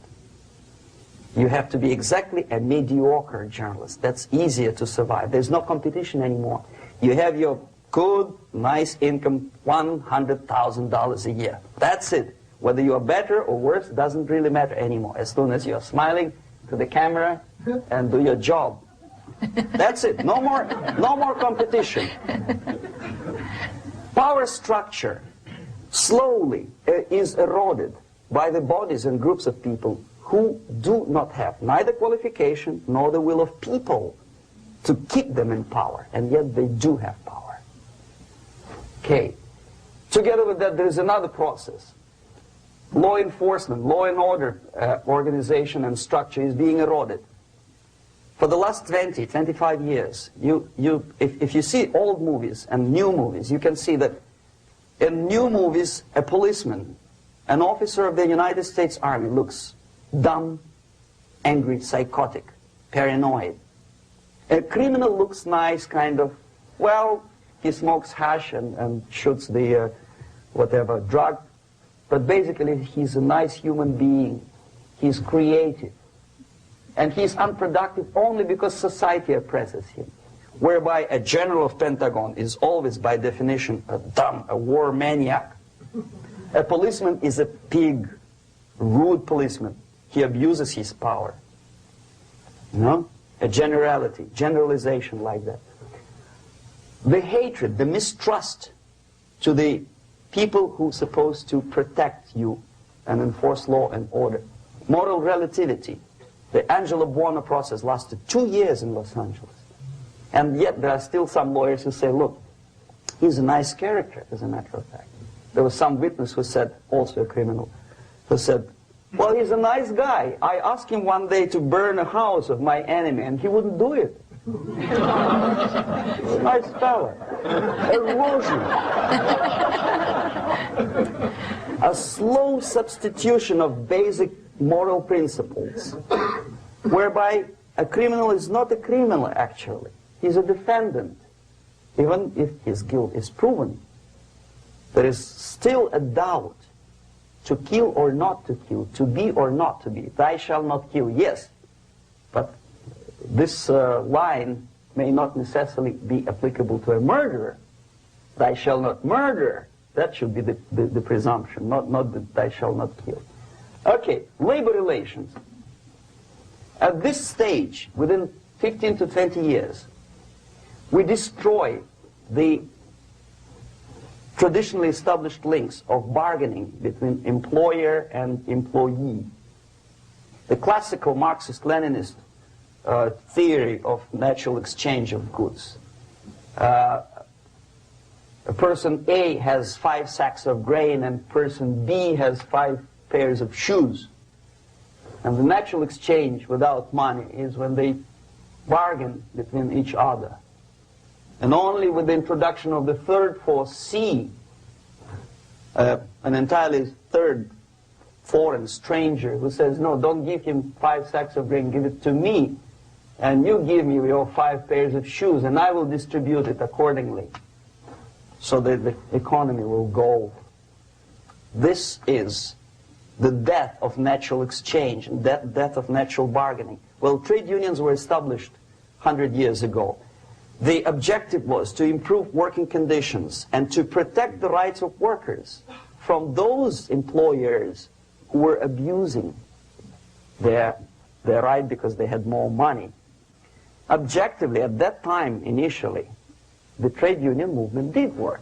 What we see now is that the bargaining process is no longer resulting in the compromise, which is leading objectively to betterment of working conditions and increase of salary. What we see is that after each prolonged strike, the workers lose. Even if they have 10% increase of their salaries, they cannot catch up due to inflation and due to missed time. More than that, millions of people suffer from that strike because economy now is interdependent. It's intertwined like one body.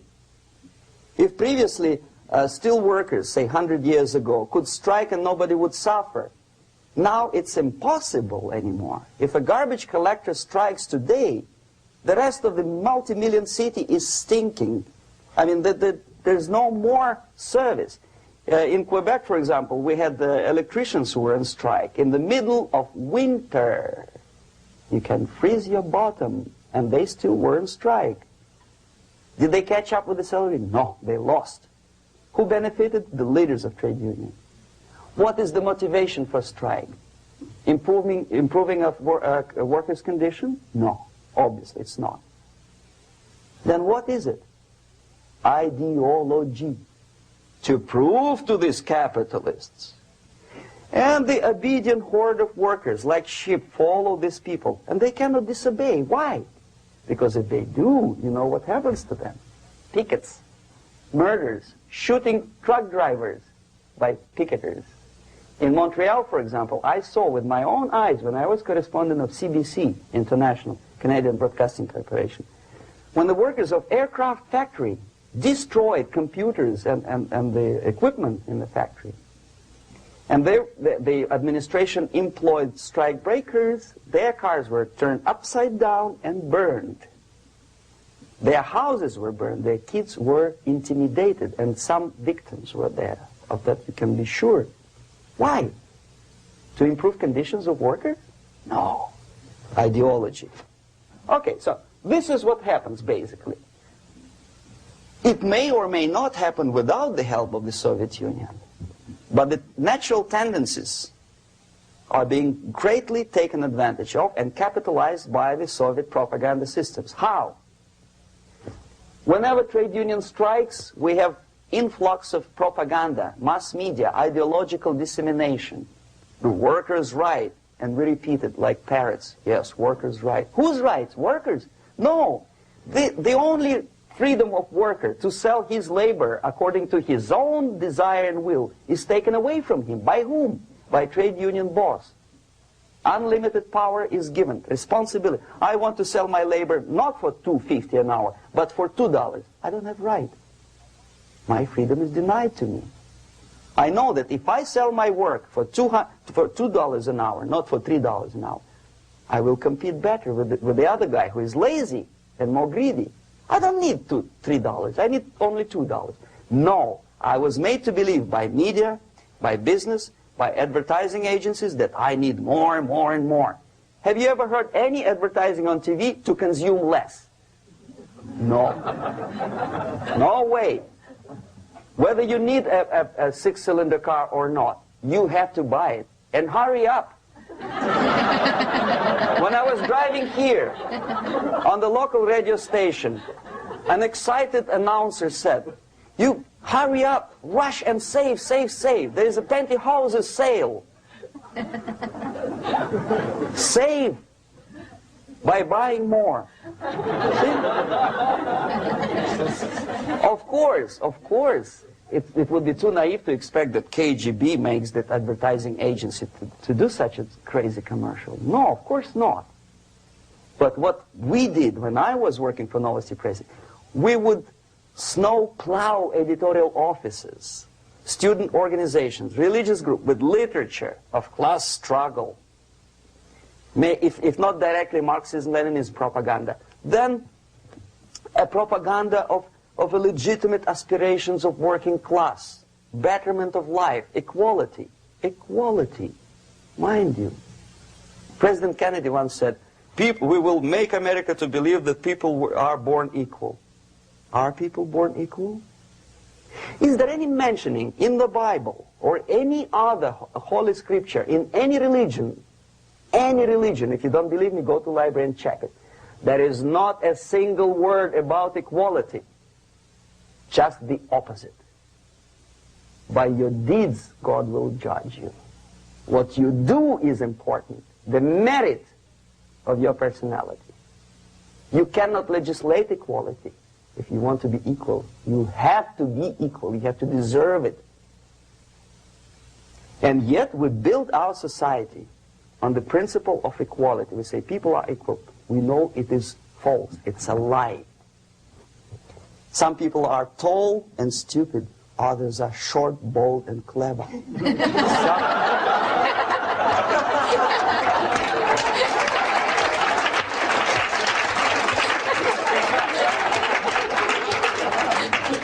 If we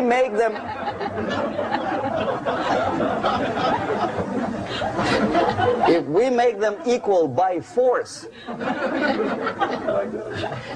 If we put the principle of equality in the basis of our socio-political structure, it's the same thing as building a house on sand. Sooner or later it will collapse, and that's exactly what happens. And we, as Soviet propaganda makers, are trying to push you in the direction which you go yourself. Equality, yes, equality. People are equal. Land of equal opportunities. Is it true or not? Think about it. Equal opportunities. Should there be equal opportunities? For me, and for a lazy bastard who come here from some other country and immediately registers as a welfare recipient benefits? I never received a single dollar. No, sorry, I did receive once. But I never applied for welfare. For the 13 years, I took any job. Security guard, journalist, taxi driver, anything. Well, I was restless, but some people don't like it. They immediately. So why should we have equal opportunities? Why? The equal opportunity to excel. Equal opportunity in equal circumstances, yes, but we know people are different. To excel, yes, provided we reach the same level of excellency, perfection, which is hypothetical, distant future. Yes, maybe. But we know perfectly well that even with the best intentions, people could not be equal. Why should we have equality in the, say, legal system? Myself, I'm considering myself a law-abiding citizen, and a person who comes here to rob and shoot, say, the United States administration under Carter, imported thousands of Cuban criminals. They were non-criminals, yet they were accepted. Do you think it's fair if myself and my wife from Philippines, who work like a, excuse me, horse as a lab technician in a hospital, should have the same rights as a criminal from Cuba? Why? And yet we repeat as parrots, equality, equality, equality. And the Soviet propaganda system helps us to believe that equality is something which is desirable. Democracy, as it was established by fathers of this country, of this system in the last century, is not equality.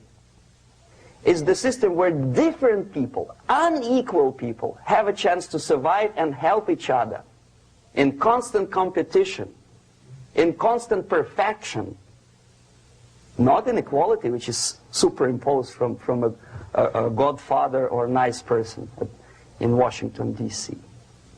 And the absolute equality exists in Soviet Union, quote-unquote equality.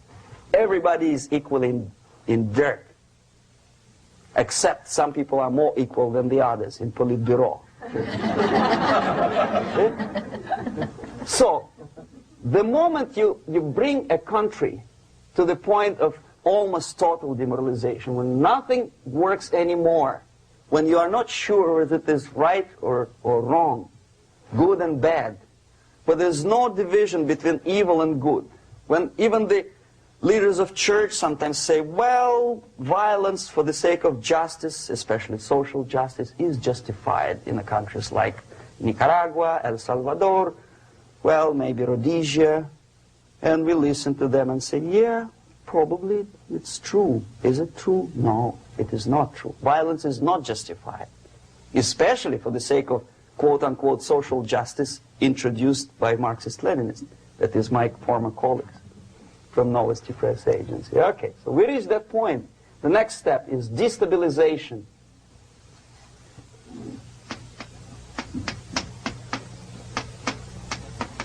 Again, this word says for itself what it is. To destabilize all the relations, all the accepted institutions and organizations in a country of your enemy. How you do it? You don't have to send a battalion of KGB agents to blow up bridges. No. You let them do it themselves. The area of application is, again, it's narrower now. Not like the previous case. The overt legitimate actions of the KGB in this case would be hardly noticeable. There is no crime if a professor who recently went to USSR introduces a course of Marxism-Leninism in a Californian college, for example. Nobody is going to come to his doorstep and say, okay, mister, come, you are under arrest. No, it's not a crime. It's not even considered a moral crime against your country. So the area of application here is narrowing down to economy, again, labor relations, right? To law and order, plus military. And economy, law and order. Yes, and again, the media, but wider scope, little bit different. I'll explain it later. Okay, basically 3 areas. Economy. The radicalization of bargaining process. If on that stage we still could achieve, theoretically, some positive compromise between the negotiating sides with say, arbitrary, introduction of arbitrary judges, third side, objectively judging the demands of both sides. Here it's radicalization. On the stage of destabilization, we cannot come to compromise even within a family. The husband and wife couldn't figure out which is better. Husband wants his kids to eat at the table, and wife wants a child to roam around the room and drop food all over the floor. They cannot come to compromise unless they start a fight. It's impossible to reach a compromise, constructive compromise, between neighbors. Some people say, I don't like you to watering your lawn at that time because exactly at that time I'm walking my dog and he's getting nervous. He cannot pass his bowels, you know. So they cannot compromise. They go to a civil court or something like that. Radicalization of human relations. No more compromise. Fight, fight, fight. The normal, traditionally accepted relations are destabilized. The relations between teachers and students in schools and colleges. Fight. The relations in economical sphere between laborers and employers are further radicalized. No more acceptance of the legitimacy of demands of workers. Unlike Japanese, with the theory Z, if you ever heard about it, where the workers are involved in the decision-making process, therefore they don't have moral incentive to fight their bosses. In the United States, it's just the opposite. The harder is the fight, the better. The more heroic they look. When the Greyhound network was on strike recently, the correspondents of local TV networks all over the United States were approaching the strikers, and they say, oh yes, we are doing something nice. They look like heroes and they were proud. There was some family, the husband was bus driver. Now they decided in a protest against the bosses to camp somewhere in the forest. And they were presented to the audience as a heroic, nice people. You see? The violent clashes between passengers, picketers, and the strikers are presented as something normal. 10, 15, 20 years ago, we would be angry, say, why so much hatred? Today we are not. We say, well, commonplace. Radicalization, militarization sometimes. As I explained on that stage, I took a step a little bit further. Shooting people. Okay, law and order now also is pushed into the area where previously people settled their differences peacefully and legitimately. Now we are getting with this court cases in the smallest irrelevant cases. We cannot solve our problems anymore. The society at large becomes more and more antagonistic between individuals, between groups of individuals, and the society at large. The media puts himself in the opposition to the society in general, at large. Separate, alienated, Okay? On that stage, you remember I was talking a couple of hours ago about the sleepers. That's when the students from, say, United States, if they are trained in Lumumba University, or developing nations, that's the students I was dealing with, are being sent back from the Soviet Union here.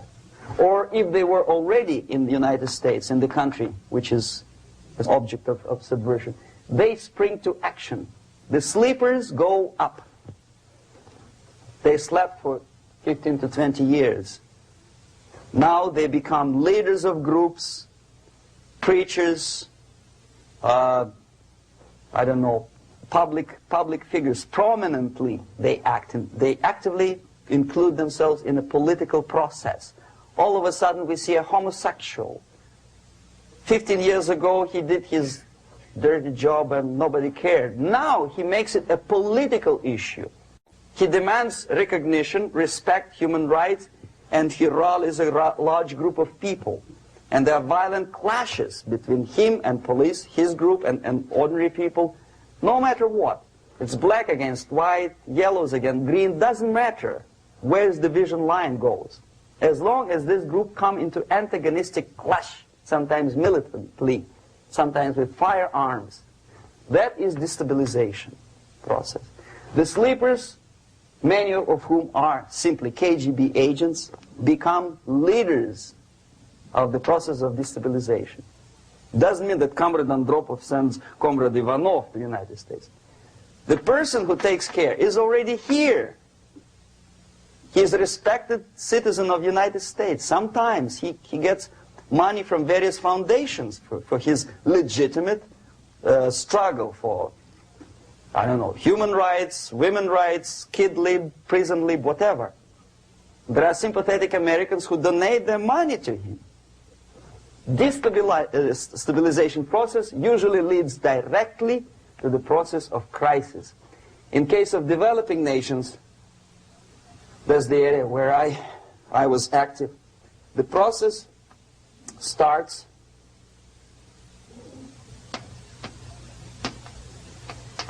when the legitimate bodies of power, the social structure collapse. It cannot function anymore. So instead, we have artificial body injected into society, such as non-elected committees. You remember I was talking about them here. Social workers who are not elected by people, media who are self-appointed rulers of your opinion, some strange groups which claim that they know how to lead society forward. They don't usually. All they care is how to collect donations and sell their own concocted ideology, mixture of religion and ideology. Here, we have all this artificial body claiming power. If the power is denied to them, they take it by force. In case of Iran, for example, all of a sudden we have revolutionary committees. What kind of revolution? There was no revolution yet, and yet they had the committees. They were taking power of judgment. They had the power of execution, they had the power of legislation, and that they had the power of judicial. All of them combined in one person, who is half-baked intellectual, sometimes graduated from Harvard University or Berkeley. He comes back to his country and he thinks that he knows the answer to all the social, economical problems. Okay? Crisis is when society cannot function any more productively. It collapses, obviously. That's the word for crisis. So therefore, the population at large is looking for a savior. The religious groups are expecting a Messiah to come. The workers say, we have family to feed. Let's have a strong government, maybe socialist government, centralized, when somebody put the employers on their place and let us work. We are sick and tired of going to strike and missing overtime and all that stuff. We need some strong man, strong government, a leader, a savior is needed. Population is sick and tired already. And here we are. We have a savior. either a foreign nation comes in, or the local group of leftists, Marxists, no matter what they call themselves, Sandinista, a reverend or some sort, Bishop Muzureva, like in Zimbabwe, doesn't matter. A savior comes and says, I will lead you. So we have two alternatives here. Civil war and invasion. Okay? See how it goes? Civil war, we know what it is. Lebanon is the best example. The civil war, which was artificially implanted in Lebanon by injection of force of PLO, Palestinian Liberation Organization. Invasion we had in many other countries like Afghanistan, name any East European country, it was invaded by the Soviet army. But the result is the same. The next stage is normalization. Normalization is a very ironic word, of course. It is borrowed from 1968 situation in Czechoslovakia, when the Soviet propaganda, and after them New York Times, declared the country is normalized. The tanks moved into Prague, so there's no more Prague Spring, there's no more violence. Normalization. At that stage, the self-appointed rulers of the society don't need any revolution anymore. They don't need any radicalism anymore. So this is the reverse from destabilization. Basically, it is stabilizing the country by force. So all the sleepers and activists and social workers and liberals and homosexuals and professors and Marxists and Leninists are being eliminated physically sometimes. They've done their job already. Okay? They are not needed anymore. The new rulers need stability to exploit the nation, to exploit the country, to take advantages of the victory. Okay? So no more revolutionaries, please. And that's exactly what happens in a number of countries. You remember Bangladesh? This is the crisis in which I was instrumental. First they had Mujibur Rahman. In 1971 he was the leader of People's Party, Awami League, with mustache like Stalin. He was in Russia many times. In 5 years he was shot by his former colleagues, Marxists. He fulfilled his function. In Afghanistan it happened 3 times. First there was Taraki, then there was Amin, now there's Babrak Karmal. They killed each other successively, one after another. The moment he fulfills his duty, the first one demoralized country, the second destabilized, the third one brought it to crisis. Goodbye, comrades. Babrak Karmal comes from Moscow and put into the seat of power. Same thing happened in Grenada recently. Maurice Bishop, Marxist, was killed by Austin, what's his name, General something, who was also a Marxist. Right? So no more revolutions, please. Normalization now. From now on, no more strikes, no more homosexuals, no more women lib, no more kid lib, no more lib, period. A good, solid, democratic, proletarian freedom. That's it. Now, to reverse this process takes enormous effort. When today, United States had to invade Grenada to reverse the process of subversion. Some people say, boy, this is not good, it's not kosher to invade the beautiful country, island of Grenada. Well, why didn't you stop the process here, when Grenada was just approached by leftists? Why not to prevent Maurice Bishop to come in power in the first place? Did Grenadians want him? Very questionable. They didn't know who was Maurice Bishop in the first place. He came to power by coup d'etat himself. Okay? No, we let the situation develop further and further and further until the crisis and normalization very soon. And then the United States decided to invade country, discovering that the country was absolutely a military base for the Soviet Union. Of course it's a drastic measure. Of course it's a pity that Marine Corps had to lose, what, 17 lives Very bad. Why not to stop the process before it comes to crisis? Oh no, intellectuals will not let you. It's interference into domestic affairs. They are very careful not to let American administration to interfere in domestic affairs of Latin American countries. They don't mind Soviet Union interfere in these affairs. Okay. So to reverse this process, from here, it takes only and always military force. No other force on earth can reverse this process at this point. At this point, it does not take military invasion of the United States Army. It takes strong action, like in Chile. A CIA covert involvement to prevent the savior from outside to come into power and to stabilize country before it erupts into civil war. Okay? Support the right-wing conservative forces. By money, by crooks or love, doesn't matter. Stabilize the country. Don't let the crisis develop into civil war or invasion.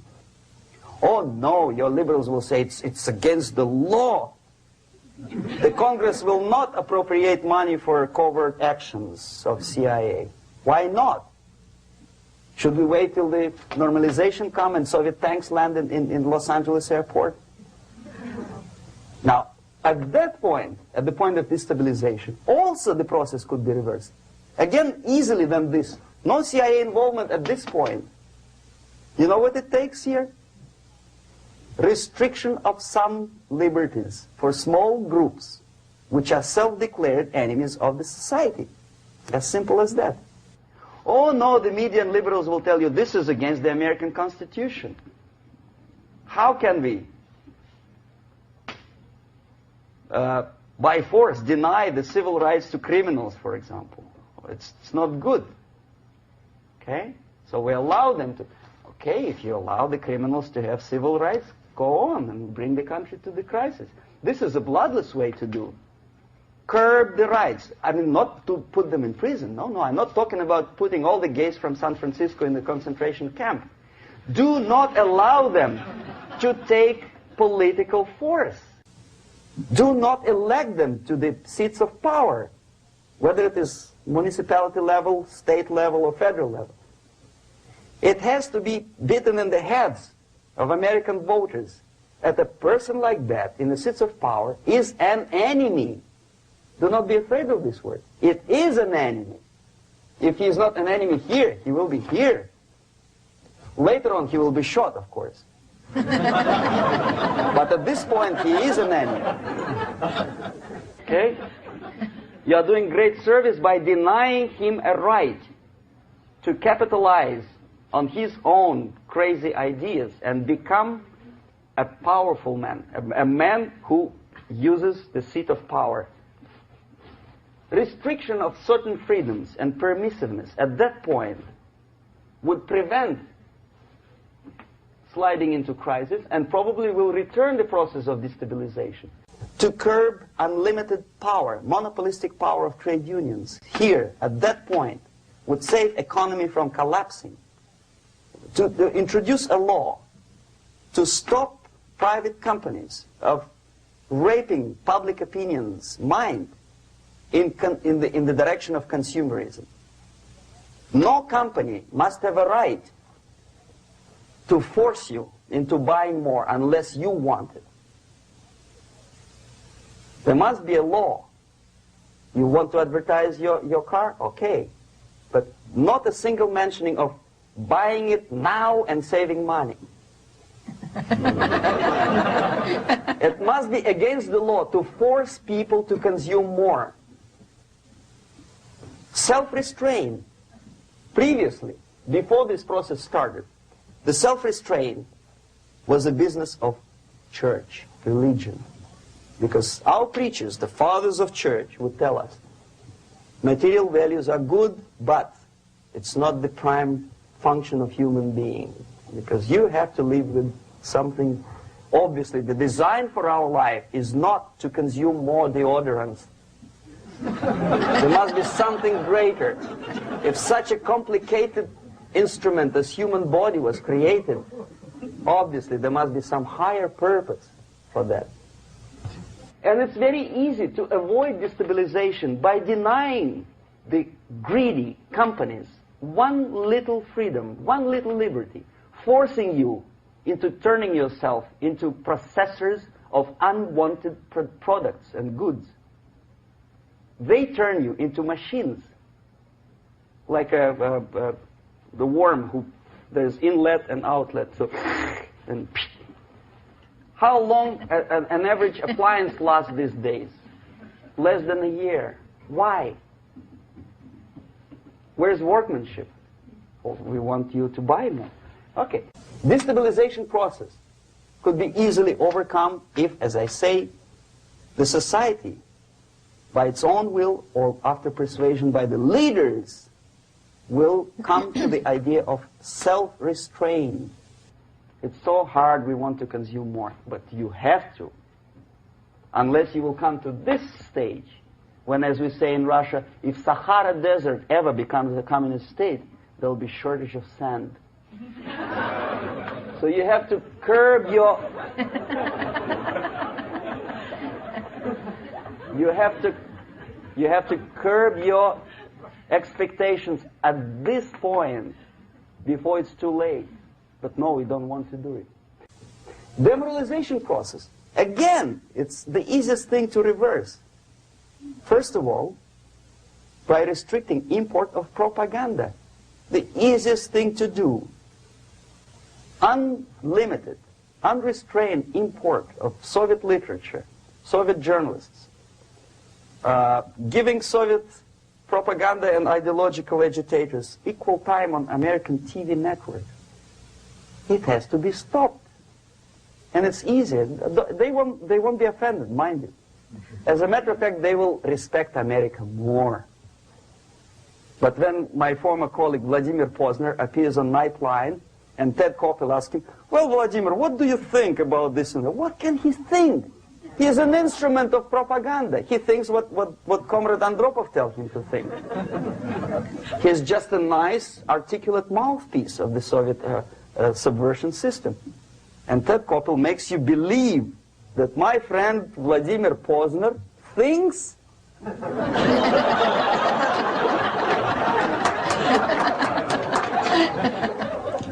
the process of demoralization may not have started at all if at that point the country, which is a recipient of subversion, actively, not violently, but actively, prevents importation of foreign ideology.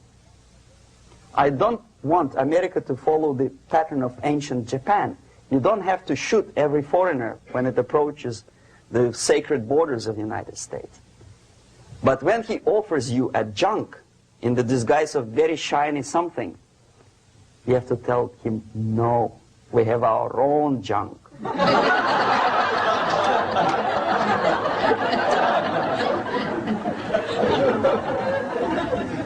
If at that point the society is strong, brave, and conscientious enough to stop importation of ideas which are foreign,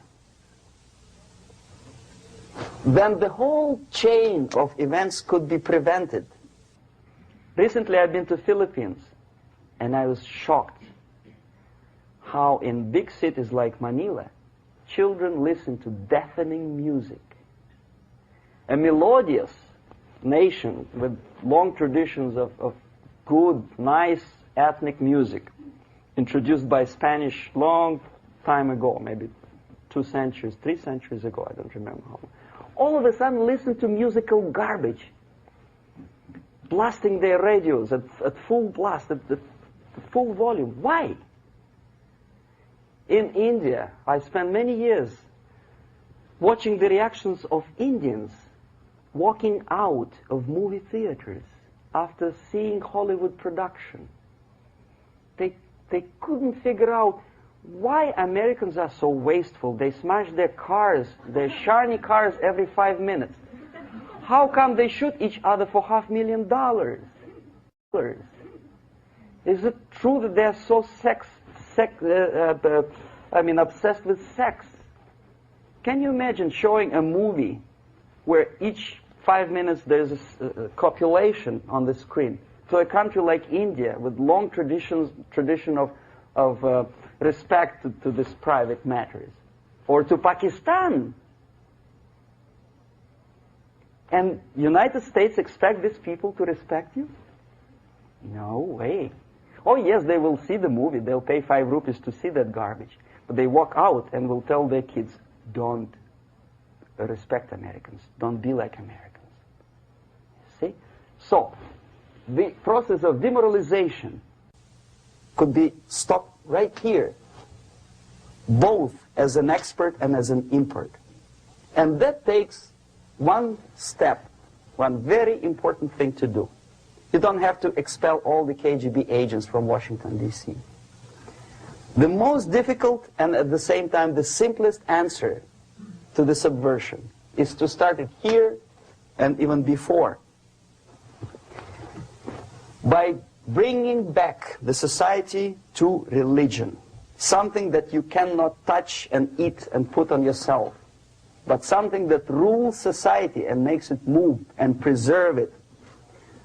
A Soviet scientist, Shafarevich, who has nothing to do with religion, he is a computer scientist, did a very intensive research on the history of socialist countries. He calls socialist or communist any country with a centralized economy and a pyramidal style of power structure. And he discovered, actually he didn't discover it, he just brought to attention of his readers, that civilizations like Mohenjo-Daro in the river Indus area, like Egypt, like Maya, Incas, like Babylonian culture, collapsed and disappeared from the surface of Earth. The moment they lost religion, as simple as that, they disintegrated. Nobody remembers about them anymore. Well, distantly. So, the ideas are moving society and keeping mankind as a society of human beings, intelligent, moral agents of God. The facts, the truth, the exact knowledge may not. All the sophisticated technology and computers will not prevent society from disintegrating and eventually dying out. Have you ever met a person who would sacrifice his life, freedom, for the truth like that? This is truth. I never met a person who said, this is truth and I'm ready to shoot me. To defend the truth. Right? But millions sacrifice their life, freedom, comfort, everything for things like God, like Jesus Christ. It's an honor. Some martyrs in the Soviet concentration camp died. And they died in peace, unlike those who shouted, "Long live Stalin," knowing perfectly well that he may not live long.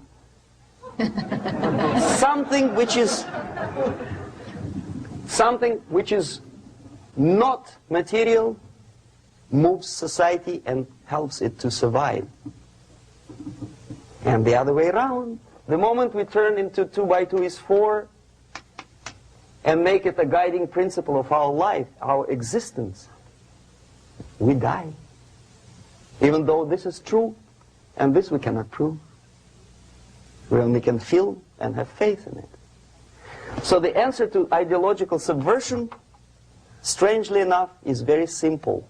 You don't have to shoot people, you don't have to aim missiles and Pershings and cruise missiles at Andropov's headquarters. You simply have to have faith and prevent subversion. In other words, not to be a victim of subversion. Don't try to be a person who in judo is trying to smash your enemy and being caught by your hand.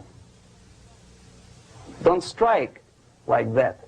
Strike with the power of your spirit and moral superiority. If you don't have that power, it's high time to develop it. And that's the only answer. That's it. Thank you.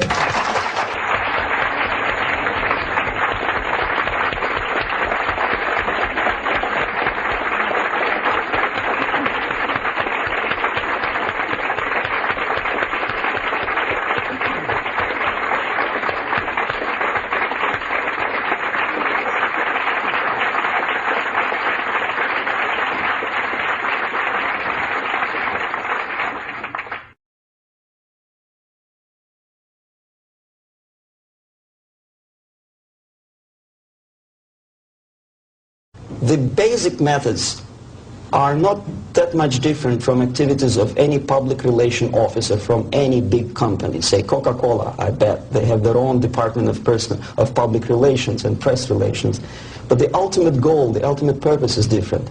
If Coca-Cola wants to make profit and to sell more Coca-Cola to nations of the world, the Soviet Union, the ultimate purpose of the Soviet system is not to sell anything, least of all ideology, is to destroy the civilization on which the affluence and freedom based, and replace it with a system of total control over life of human beings, the system of total exploitation. That's the ultimate purpose.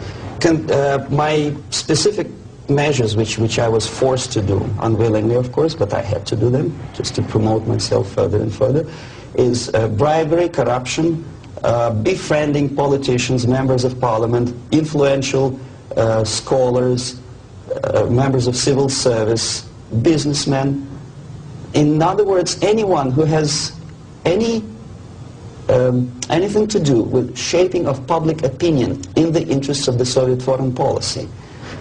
That would include a long process which sometimes is unnoticeable to an average person. It's a long-term process which is called ideological subversion. It's unnoticeable as movement of a small hand of a clock. You know it's going around, but even if you watch it intensely, you don't see the movement.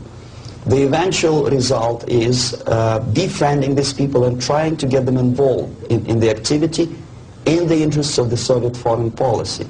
The immediate impulse when I learned that the Soviet Embassy, Department of Research and Counter-Propaganda, of which I was a deputy chief, is engaged neither in research nor in counter-propaganda. It is a department which is compiling information of private nature on individuals, divided in two groups, good boys and bad boys. The sympathetic people were promoted in media and public life. The people who were opposed to the Soviet foreign policy were blackwashed, blackmailed, and destroyed, first morally and sometimes physically too. Understanding of what I was doing came to me when I looked through a press release of United States Information Service describing an incident in a South Vietnamese city of Hue, captured by communists from Hanoi for 48 hours. Then it was recaptured by United States and South Vietnamese armies, and to their horror they discovered that within 2 nights the communists could manage to round up more than 15,000 people and execute them. Most of these people were either sympathetic to the United States or to the Western culture, or directly involved in activities supporting the United States present in South Vietnam, agents of CIA naturally, even barbers because they know too much. They were executed, and United States intelligence couldn't figure out how could they possibly do it in such short period of time. Later on they discovered, they found out from several defectors that long before communists occupied that city, there was an extensive omnipresent network of informers who knew exactly the addresses, the names, the whereabouts of each individual who was later executed. When I turned to my own files, I discovered that basically that information exists in my department. So it doesn't take much intelligence to understand what I was doing in India. I was compiling information. Comes revolution, these people would be executed.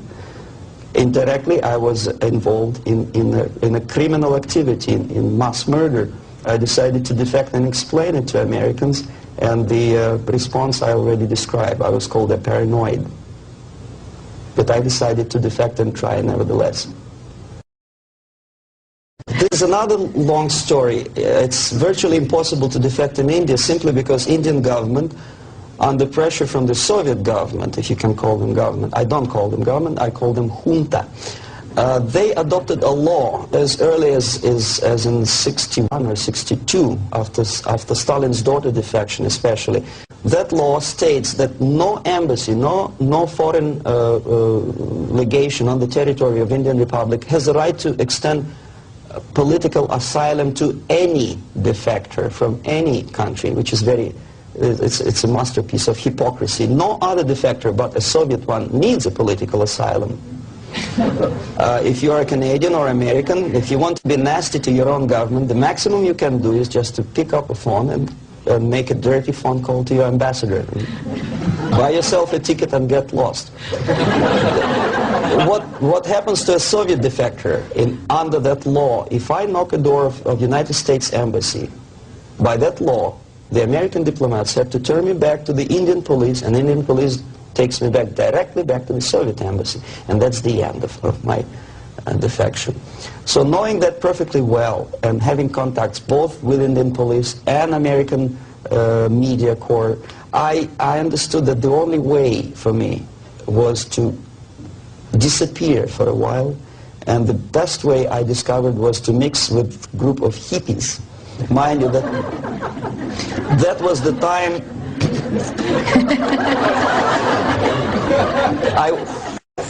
I was 13 years younger, so I looked slightly different, of course. I studied so-called counterculture in India. Sometimes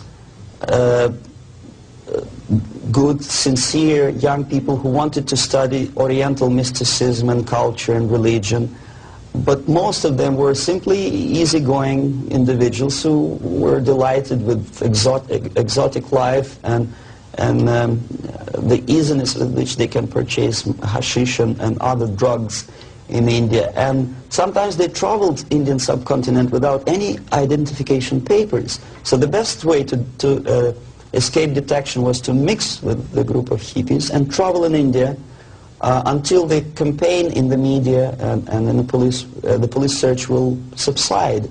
All the newspapers in India carried my picture and announcement of the police that anyone coming forward with information about my whereabouts would receive 5,000 or 2,000 rupees. Knowing that perfectly well, I just walked in there barefoot with beads and blue jeans, smoking hash and enjoying life.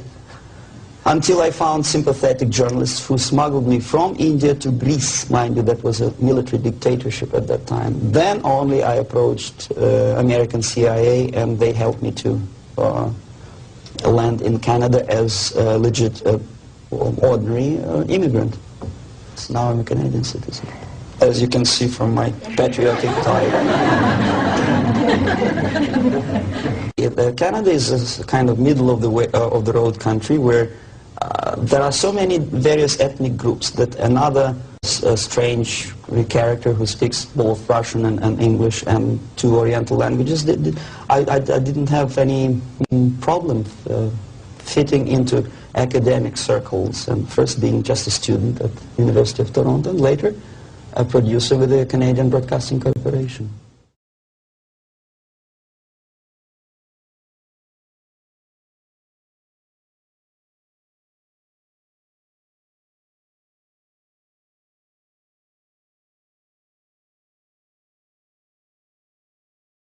If it's a free, democratic society, there are many different movements within the society.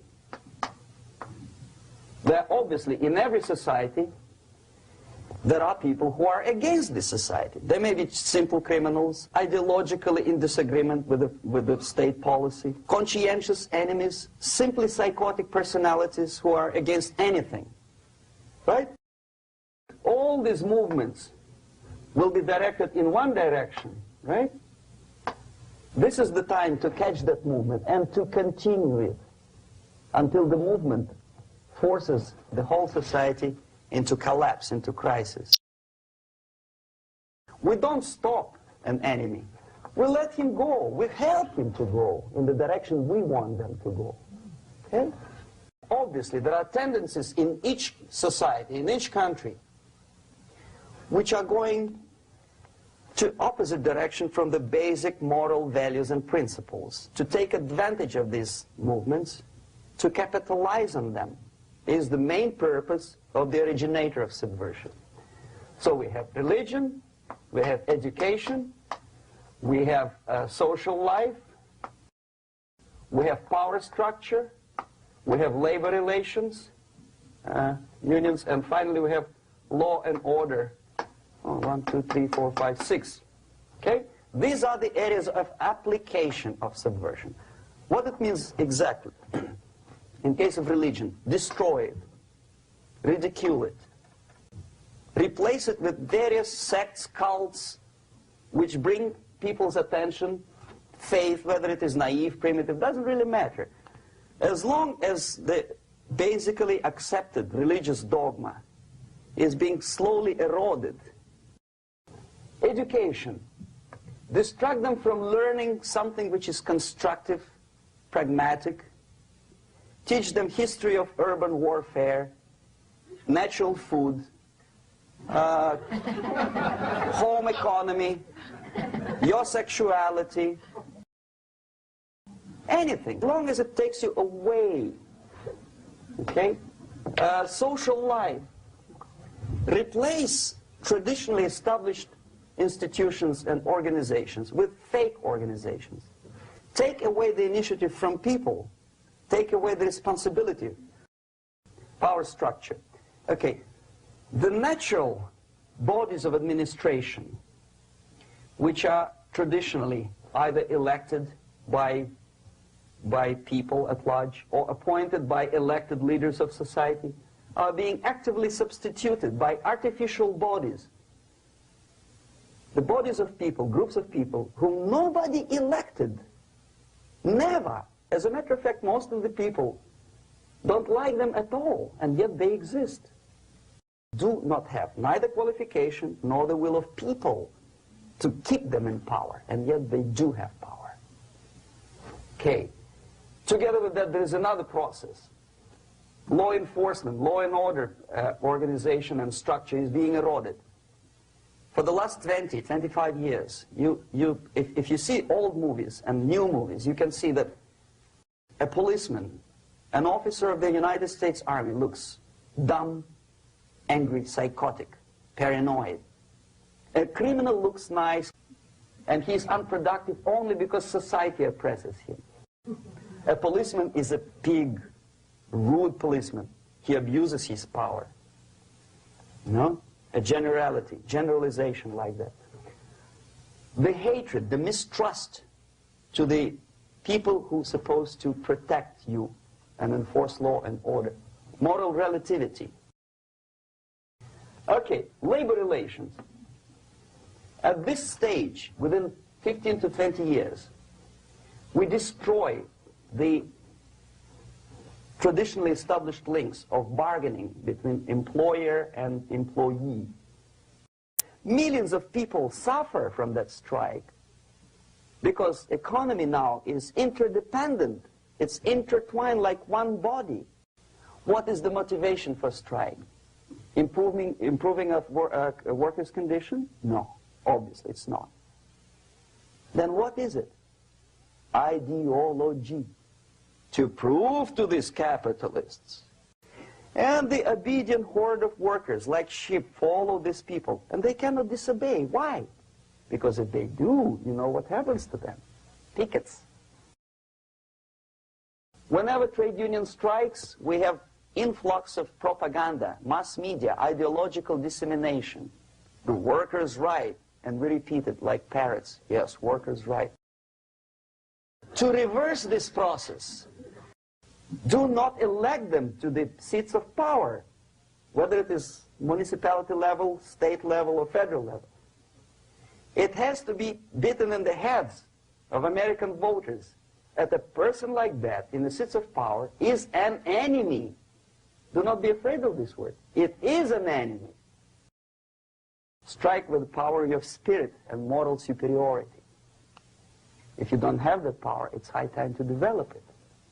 And that's the only answer. That's it. Thank you.